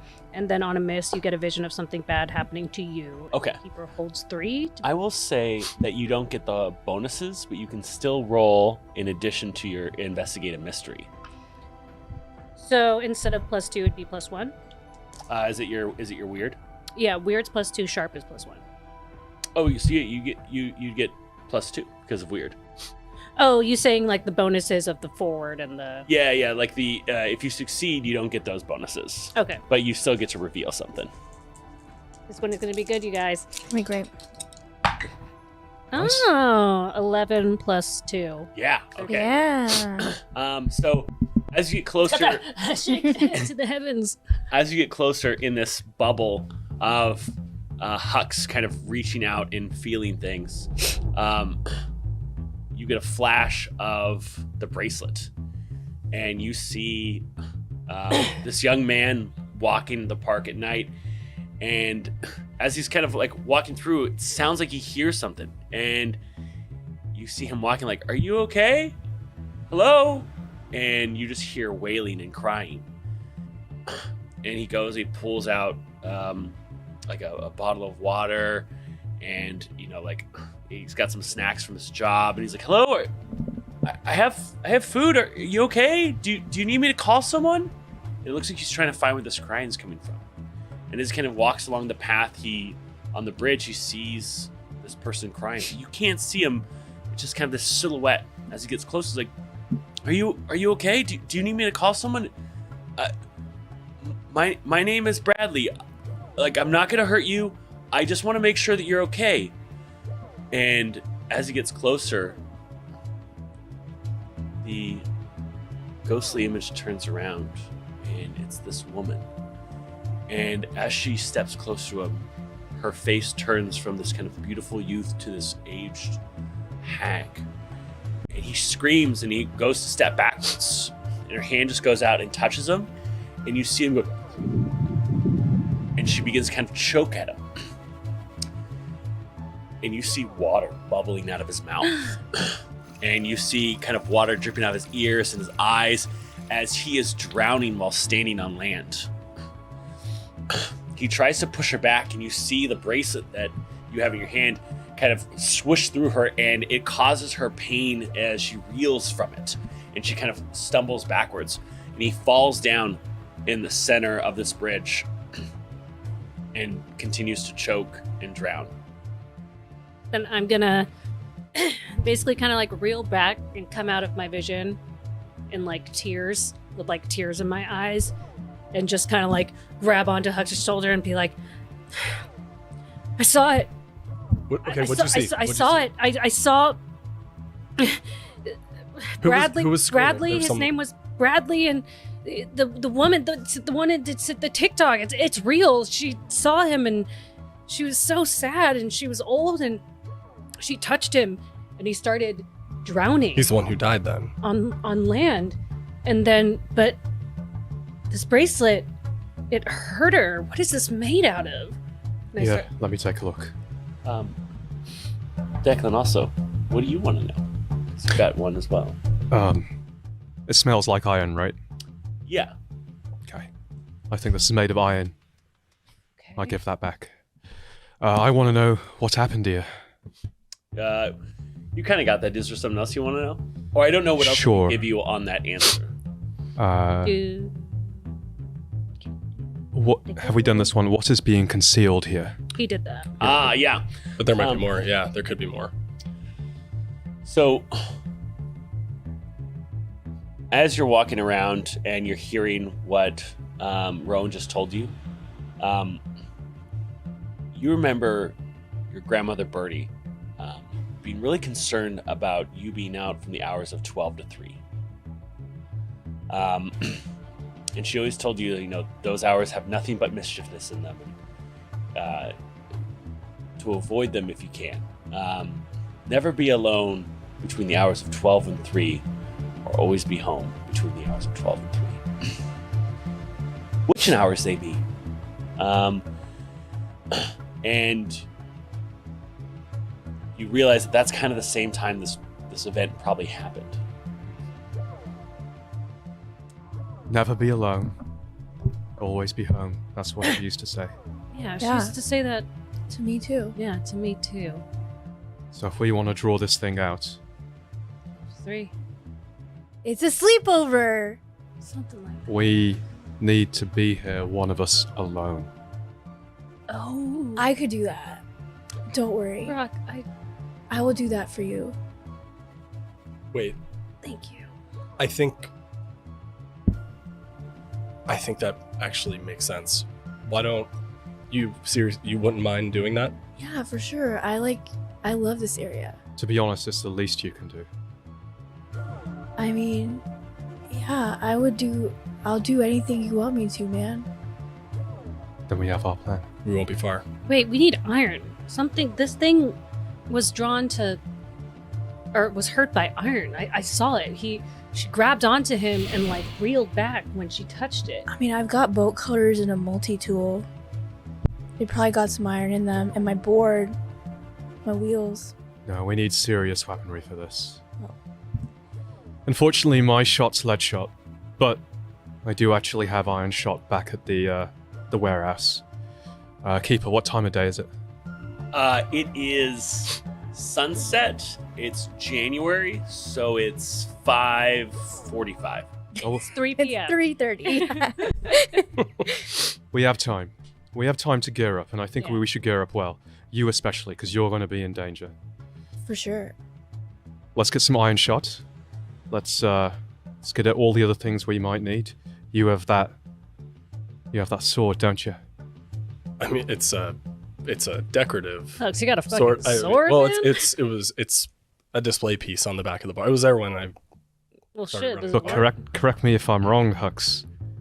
It's made out of iron, isn't it? It's probably made out of iron. Yeah. All right, there we go. Meet back here. What do we do? I wonder how we're gonna report this back to these people, or if they'll just know once we kill this monster. We have a magical fucking fax machine, don't we? Yeah, One step at a time. Yeah. Let's get this figured out, and then we'll worry about the next true. magical facts that we need to send.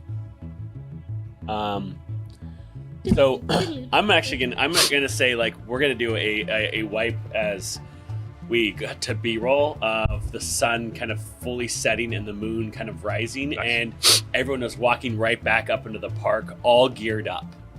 Oh, I need my backwards hat. Can I have like a bunch of like? Yeah. Oh, I took all my rings off when I washed my hands 20 minutes ago. But I'm goth. I have a bunch of rings and bracelets on and shit and Yeah. stuff like this. Will this count Yeah. as iron? Oh, that's definitely not. It's definitely a flower hat. Yeah, it's time. But yeah, you're all walking, and it's one of those things where the camera pans up from the ground as all of you kind of walk up with like, we see also a quick scene of you walking into the gray. Someone is bartending, and you just walk behind them and like grab the sword that is off the wall. What's the sword called? You had a name that you liked. What was it? The key to the city. The Key to the City. Yeah. Yeah. It's called the Key to the City, and we just see you kind of lift it off of the wall on its mantle, and look at it, and you do the thing. You smell it because you saw Declan do that. And you're like, I think this is iron. And you walk out with it. And we see little Tim outside. He's skating, and he sees you walking out of the gray with a sword. He's like, whoa. But all of you end up back Is again. Tim just the kid from The Incredibles that's just like, Yeah. that's wicked. But we see all of you back at the entrance of the park, walking. It is almost midnight, and you're walking towards Stow Lake. Is my big knife or my 9mm iron? No. Most knives aren't iron. They're Steel and iron alloy? steel comes from iron ore, yeah, but it's not iron itself. So yeah, you're all at Stow Lake. What are you all doing? Can we have procured iron of some kind in the last 5 hours? Sure, yeah. What take- kind of iron do you think you try to procure? Shit. What's made out of pure frickin' iron? The key to the Skillets. city. Yeah, that cast iron skillet. Yeah. Fucking Cast cast iron iron skillet, yeah, skillet. Exactly. Yeah, you have a cast iron Princess skillet Peach with now. you. Yeah. I have, that like those iron shavings, like the filings that you play with magnets. Like Yeah. I love playing with magnets. Probably, I imagine I'm a bit of a stoner, Like, is and the so thing- Also, your I favorite probably, band? Yeah. I probably have like a pocket of iron filings. That's actually really cool. Yeah. Yeah. Magnets. How do they work? Then I'm saying I would have got the iron shot from Yeah. the warehouse. And as we're walking up, I look at Rowan. I go, it might be a good idea to give Brock the bracelet back just for a little while.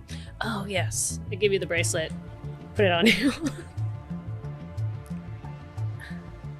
I'm sure you hear in your head, this is the best moment of my life. Brock, you know I can hear you, right? What? You know, that's what we were talking about. You can hear what I'm thinking? Yes. Whoa. Yeah. You gotta. Just, Okay. you just Yeah. cool it. It wasn't about you. Yeah, that's fine, man. Okay. That's fine. Okay. Okay, just... I mean, it. Sorry. Yeah. Can you? We just need you to focus just for a minute. Yeah. Yeah. I'm focused. So the bracelet is I stand do you know- between you as I'm like, yeah, I'm focused, man. Let's go. totally. Do you know why you're wearing the bracelet? Because the other guy was wearing it. That's pretty close. Yeah. So that's gonna help protect you. Like we want to make sure you're safe. Oh, thanks, man. Yeah. Okay. There's another reason. I grabbed some iron filings because you There said it you is. wanted iron. That's it. Yes. But you hold on to that too. Yeah. I put them back in my pocket. Okay. Great. Yeah. So we're all gonna set up, and I'm just gonna hang out by the lake, maybe try and like fuck around on my board. I don't know. Can we find a place to hide? You can hide in like shrubbery, bushes, things like that if you like. Well, then it's- I'm like playing around on the bridge. Okay. Yeah. He's actually starting It is a time. dirt bridge too. Yeah, I'm still trying to play around. I'm like, Okay. this is like off-roading. He's skipping Yeah. rocks, like Yeah. actually enjoying himself. Yeah. Okay, and then the rest of you are gonna hide. yeah, I'm going. So I pass the bridge, and there's a gazebo a little further down. Yeah, it's out of sight from the bridge though. It is out of sight Yeah. from the bridge. I did a location scout for this. Okay. Yeah. I was trying to think about it. It's on Okay. the other side of the island. Oh, right. Oh. Okay. Yeah. Yeah. Okay. But it's very overgrown. There's tons of trees. Yeah. To if you want. Can I? Because it looks like one of the moves for a playbook is help out. Can help out be used as like a buffing spell in a way where we could like help out Brock right now with being able to protect himself in some way? Like, So This is actually good for. I'm okay here. okay, Yeah. help out is a pretty interesting tool. And I can go ahead and read how the help out works. The help out move. Let me just find this real quick. Oh, we've got it here. yeah. When you help Yeah, another another hunter hunter. roll plus cool on a 10 plus, your help grants them 1+1 to their roll. 7 and 9 grants them +1 to their roll, but also exposes yourself to trouble or danger. Exactly. So the big thing is you can't help out until they're doing something that needs helped out on. Okay. So a lot of time there's no like stuff that can be done. Help out is definitely in the act Mhm. of something happening. Okay. So are you just gonna try to bait yourself in the bridge? So I'm going to find some shrubbery nearby. Yeah. Am I in shotgun distance? You can be, but you aren't as obscured, or you could be completely obscured, but not as close. Well, as much as I give Brock a hard time, I don't want them to be out here in all that much danger. So I'll take the less obscure and then Okay. slightly closer. Brock, as you're on the bridge Yeah. doing tricks, Sick. I keep saying sick to myself. That was dope. Sick. you see someone kind of walking along the park. As you get closer, it's a young Indian woman. Oh. And she's walking and she sees you doing that and she kind of like chuckles like, "You're not very good at that, are you?" Oh no, Auntie, I'm not. And she immediately just fucking called her auntie? Well, yeah, I think she's older than me. No, I said a young Indian woman. Oh shit! I'm so sorry. And she immediately is like, "All right, fucking rip." I thought she was older. Actually, it's even funnier to me that Brock sees himself as like way younger anyway, still, and like someone He's who's like in his 30s. 6 years younger. He's like, "What's up, auntie?" Like, fucking. So yeah, a young, attractive. Oh my god. Um, Long legs, no Auntie. grays. Such a bird. Yeah. Such a bird. Match Just hey, what's up, lady? All right, ma'am. You could calm down. I'd appreciate that. Rude. Not ma'am. Oh no. Knows. Savage. And she leans against the wall. And is like, Auntie, I'm pretty sure I'm younger than you. Oh, I'm so sorry. You kind of reminded me of my mom. And seeing that, she's like, knowing that's a compliment.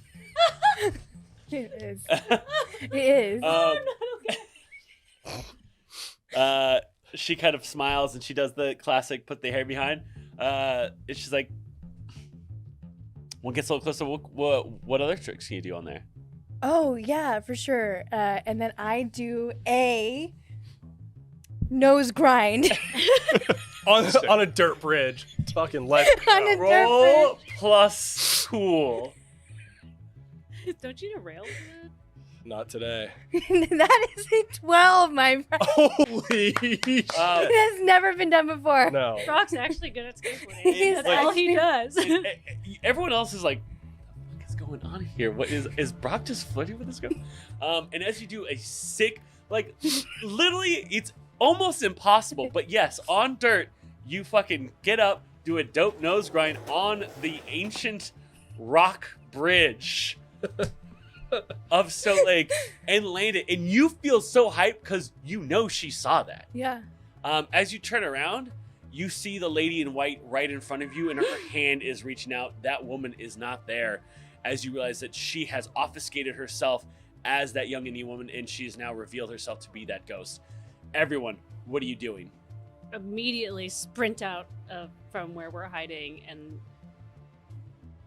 could And that. Ah!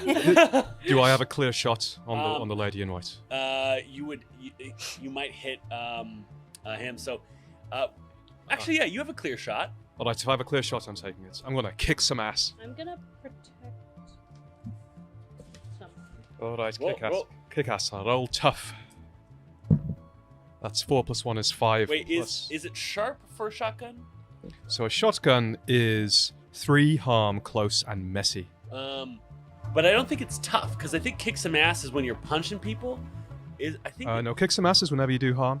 Oh, whenever you do harm. Okay, That's right. And I got 5 + 2 is 7. 7. Yes. So mixed success. So I'm gonna give you a choice. You do what you want, but something bad happens. Or you do what you want, and an unforeseen complication arises. All right. Well, I'm going to inflict that 3 harm in the messiest way I can, but something complicated happens. Okay. Yeah, as you do that, your gun ends up backfiring for half of the shot. Your gun needs to be like taken apart and cleaned. Oh. But there's some sort of jam happens right after shooting. You go to shoot the second one, and you realize that because you didn't put the certain kind of oil for iron shot in it, that it is now backed up. As that blast goes off, though, you see her hand about to touch you, and she disintegrates into nothingness. Gotcha. Holy shit. I had just was trying to pull out the iron filings. So she disintegrates. She's dead. I blow them out to nothing in the air. Did that work? Yeah, can we kind of look around and see if it seems like she's really gone or if there's something left in her stead? Or... Why don't you read a bad situation? Ooh. Fucking nerds. Wait. Read this down. Okay. Don't mind if I do. Wee. Oh, shit. Who's good? Yes, we got. Yeah. That's 13. You're sitting there and you immediately know that something is happening and Hux is in trouble. And you realize as you feel around that iron hurt her, but it just redistributed her energy, tore through her, made her weaker for a moment. but you can tell that her energy has been distributed and is gathering again. And as you scream out, Hux, the ghost is coming right behind you as you kind of somersault out of the way as she just tried to go and grab you with both of her arms. Holy shit. Okay.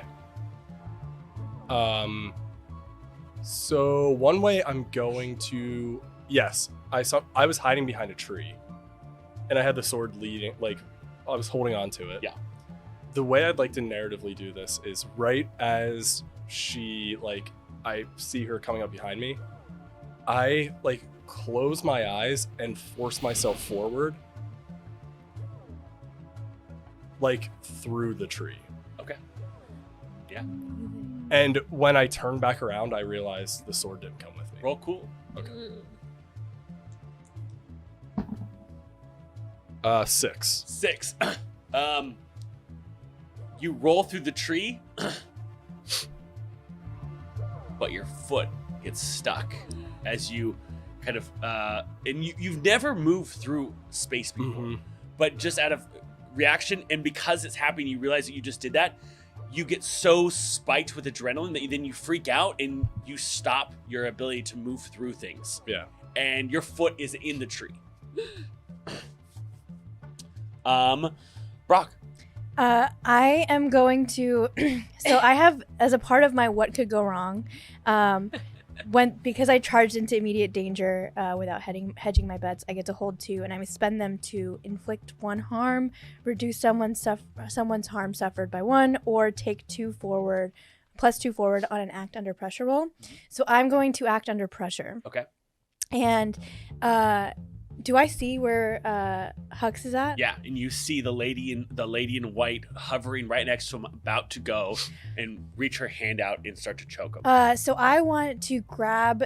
I have a magnet in my hip pocket, so I grab it and I try to pick up the iron shavings that I just. I love that. And then I'm gonna be like, "Hey, what did you do to the Indian lady?" I want to draw her attention. Okay. And hopefully, blow these to her again. Yeah. So I mean, they're on the magnet, right? Yeah. You could just throw the magnet. Maybe I just chuck the magnet. Yeah. That sounds like you're acting under pressure. Okay. Fuck. Oh no! I'm going to force success. That's. Wait, you're gonna take a luck point. I'm gonna take a luck point. That is a +1 +2. That is a 15. A 15. Shit. So as you throw it out, you get there and you're about to throw it, and then you realize okay, you gotta move to the right, and you almost drop it, and then you just realize okay, you gotta hold this. You almost just threw the dust, Yeah. and you realize if you threw it wouldn't make it, so you throw the entire magnet. As it strikes her, she again just kind of disappears, and her energy is distributed. She's gone again, I think. I don't know. I don't see her. What about you, Declan? What are you doing? As I look down at my shotgun, how long would it take to clean? Longer than you have. Fuck. Alright, well, I drop it in the shrub. I pull out my revolver, give it a spin, and I run straight towards Brock. Hold up, I'm coming! Can I use a help out move to try to use magic to help his foot out of the tree? You're gonna roll weird. So use magic. So you walk over. Well, that's what I wanted. Yeah, right. And you see that his foot's in the tree. Yeah, I'm running over, and I'm like, she was coming in. Oh shit. I don't know what's happening. I have no idea. I don't know. I fell through the tree. I don't know. Help me. Can you, here, give me your hand. Well, I give him I hold it, and then I try to feel what he is, and I'm gonna be like, are you? Just give me your hand. I don't know. I can't get my foot out. And then I'm gonna try to recognize his aura and try to put it back together, if that makes sense. So Yeah. because it feels like it's split right now, and Yeah. I kind of want to put it back together. Go ahead and roll a weird. And then And then I killed him. Yeah. And now he is missing a leg. Ooh, 3, 6 plus 2, 8. Not bad. okay, so that is kind of a mixed success. Should I force success? How many times do these luck things reset? Are these Never. forever? I don't. Never? Never. That was so worth No. it. Thank you so much. That was worth it. I needed you. Can I decide after I hear how bad this was? No.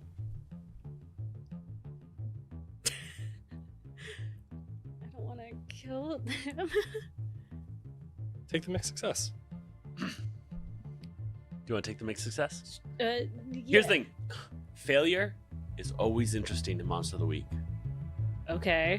All right, then let's do it. Okay, please, I'm going to need you to roll a feed check as you feel the heightened emotions of Rowan as her adrenaline is pumping. She has fear, and it is a delicious... Here we go. So like as I grab her hand, I say, Yeah. okay. Do I see this happening? Yeah. I can come. I can help. I got a 7. Ooh. So you're gonna take 1 harm, and How many harms? you are able to stop, and you're satiated. You no longer need to feed, but you feel your fear almost heighten because he is drawing more out of you, and you are like giving into that emotion. There's no effects of it outside of the 1 harm, but you feel like something has touched you, and it was dark, and you know that it was Hux. I'm gonna look at him with like knowing fear in his eyes. I'm just gonna be like, "What are you doing?" And like Hux just like inhales super deeply, and then like as it breaks, grabs your shoulder and is like, come on, we need to go help everyone. Let's go. Come on. You see his foot kind of move through the tree as you help him. I recoil a little bit. I'm like the fear is still like Yeah. bumping, like pumping in my ears, and I kind of like recoil a little bit. Yeah. Hux chooses to just try to ignore what just happened. Oh my god, this is like better than 50. Like everyone was trying to make 50 Shades of Grey. This is that. This is so 50 much Shades of the This Gray. is so much hotter. Sucking out. So hot. Of the Gray. Do more. Were Dementors your favorite? Yeah. Okay. You Yeah. have your weapon drawn Anyone ready, else feel like the but scene you is do see the apparition forming again, of death? Yeah. and So, it is yes. right next to right next to Hux. Do I have a clean shot? You do.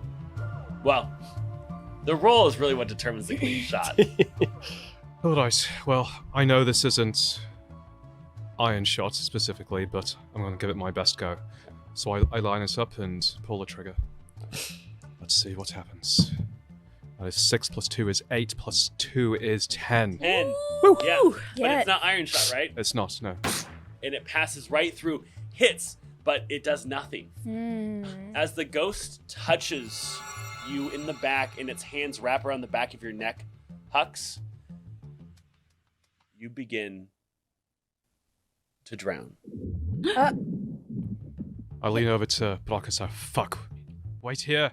And I sprint over to Brock. Okay, yeah, you sprint over to Brock. The ghost is right there grabbing at him, and it comes across his back almost like it's crawling on his back, kind of clawing, and you see his clothes are being ripped off, and he's just drenched in water. Can I use banish, like use magic, this banish a spirit or curse from the person, You could object? attempt that, yeah. Is that what this is? Or can I just use magic in general to Well, so I think that was big magic, right? No, that's not big magic, that's regular magic. Big magic is... Oh, no. Oh, sorry. I thought you were reading from the big magic list. Mhm. Yeah, if you'd like to try to banish, you're not sure how to do that, you haven't read, but you could roll a weird because you're just using instinct. Because, like, yeah, basically I want to, like, try to just, like, counteract it or to, like, get her away from him. Yeah. Would that be banishing it, or would I just do inflict harm? We try to banish or you try to inflict harm. It's either or. What does banish mean? You try to... And, like, in this Monster of the Week context. Like, I know in, like, D&D, it's like, I go to would say another realm. I don't want to tell you that because you haven't learned That's anything true. about banishing stuff. I guess, like, the most instinctual thing I would do would be to Try to harm it. try to harm Yeah. it. Yeah. So I'm gonna do that and try to, like, get it off his back. Okay. I'm gonna help you. Ooh. I'm gonna use Power of the Heart. When fighting a monster, if you help someone, don't roll plus cool. You automatically help as though you rolled a 10. So you get a +1. Ooh. And I don't know. I think I say, like, you've got this, Rowan. You're the strongest person I've ever seen. And it's like I've ever so met. sincere. She's like Yeah. touched and stops being scared for a moment. Yeah. She's like, fuck. And it's got 5 this. 6 7 8 9 10. 10. So, as you Got begin me to over kind of the like edge. feel the frequency, hear the voice of the creature, you also see the ghost is whispering in Hux's ear, and you hear it. And only you hear it and Hux. Where's my baby? And she vanishes as you finish whatever way you were taking her energies and splitting them apart, and you see Hux slump to the ground. The energy of her presence isn't here. Okay. But you know it's not gone. But it's not here. I can try to use. Has he taken any harm? Hux is unmoving. His eyes are wide. Okay, I can use magic to heal, but it's heal 1 harm from an injury, cure a disease, or neutralize a poison. Okay. So you go over. Why don't you go ahead and roll a weird to try? Feel really guilty rolling on your behalf. You shouldn't. Yeah. 9. What this is, his mind has been touched by this spirit, and there's nothing you could do. He's gonna have to find his way out of this ghost affliction. Mm-hmm. You also can feel the way her energy was dissipated, what you just did. It will come back, Okay. but not tonight. Oh, okay. I scream out to them too, and I'm just like, Hux is down! Hux is down! And like I'm hoping you guys join me over soon. I don't know over to Hux and I shake him. Anything? Nothing. His eyes are wide though. Does he look like he's drowning? Not anymore. Ever since whatever she did with her hands, the water kind of just it disappeared. She's But- gone, but she's not gone. Like, I tried to get her off his back, but I think she's gonna come. Not tonight. I don't know how to explain it, but she's gone for tonight. But this is not our first stop here. We have to go. Yeah. You did the right thing, but I'm worried about this. I'm worried about Hux. Okay, let me see if I can try to hear him, and I'm gonna try to like reach out and guide him back. Like, if I can. Right, do it in the truck, all right? Okay. Help me lift him up. We got to get him into the truck. We got to get it back. As you all head back to the street, you get in the truck. You're in the back of the van, and you have his head in your lap and your hands around his temples, and you are trying to find him inside of his own mind. Mm-hmm. And you are driving away from the park. I need you to roll a weird, please. Okay. But before she does that, can I, as I'm driving this truck, just like, I reach around my neck and I pull off that amulet, and I throw it to Rowan. Here, try this. What does it do? I don't know. No idea. Grandma gave it to me. Do I just hold it? Do I feel it? Is it? Here's the thing.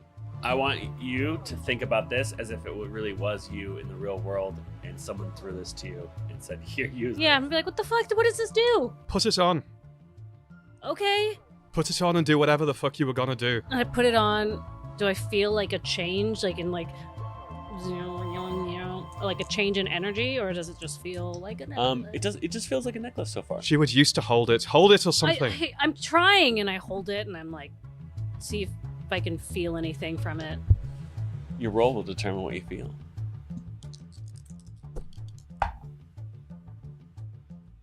Six, 7, 8, 9, 10, 11. 11. Yay.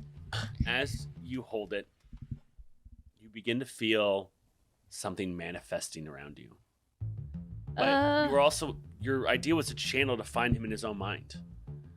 And you do. You find Hux, and you're in Hux's house.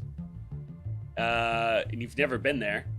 And you see a woman walking around the corner, and she's in his shirt, and it's long, and she comes up and she kind of jumps on the couch with him. And Hux is smiling. Have I ever seen her before? Like, Never seen this person. And you see that Hux is wearing a wedding ring, and so is she. I'm like looking at it quizzically. Like, how old does he look? He looks like he's 30, so 5 years ago.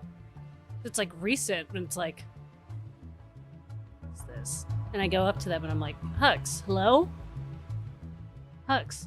And you see he's just smiling and laughing as she kind of kisses his cheek. She stands up and goes to walk away and hits her toe on the side of a coffee table. Kind of screams out in pain, and you see Hux just kind of naturally react to this, and he hates seeing her hurt or angry, and she's screaming in pain, and then all of a sudden she starts like and she feels good again, almost like the anger or the pain that she was feeling was just absorbed away, and all she can feel is happy. She kind of just laughs off the I look pain. at his face while this happens, like, because I think after what just happened to me, I immediately look to him instead of looking to her and see if I can like clock it. And like, you see that he definitely just did something. And then you kind of come out of it as you see a 2-foot-tall, impish-looking creature in the back of the van that's like, "Does anyone got a cigarette?" And that is Rowan tonight's episode. What?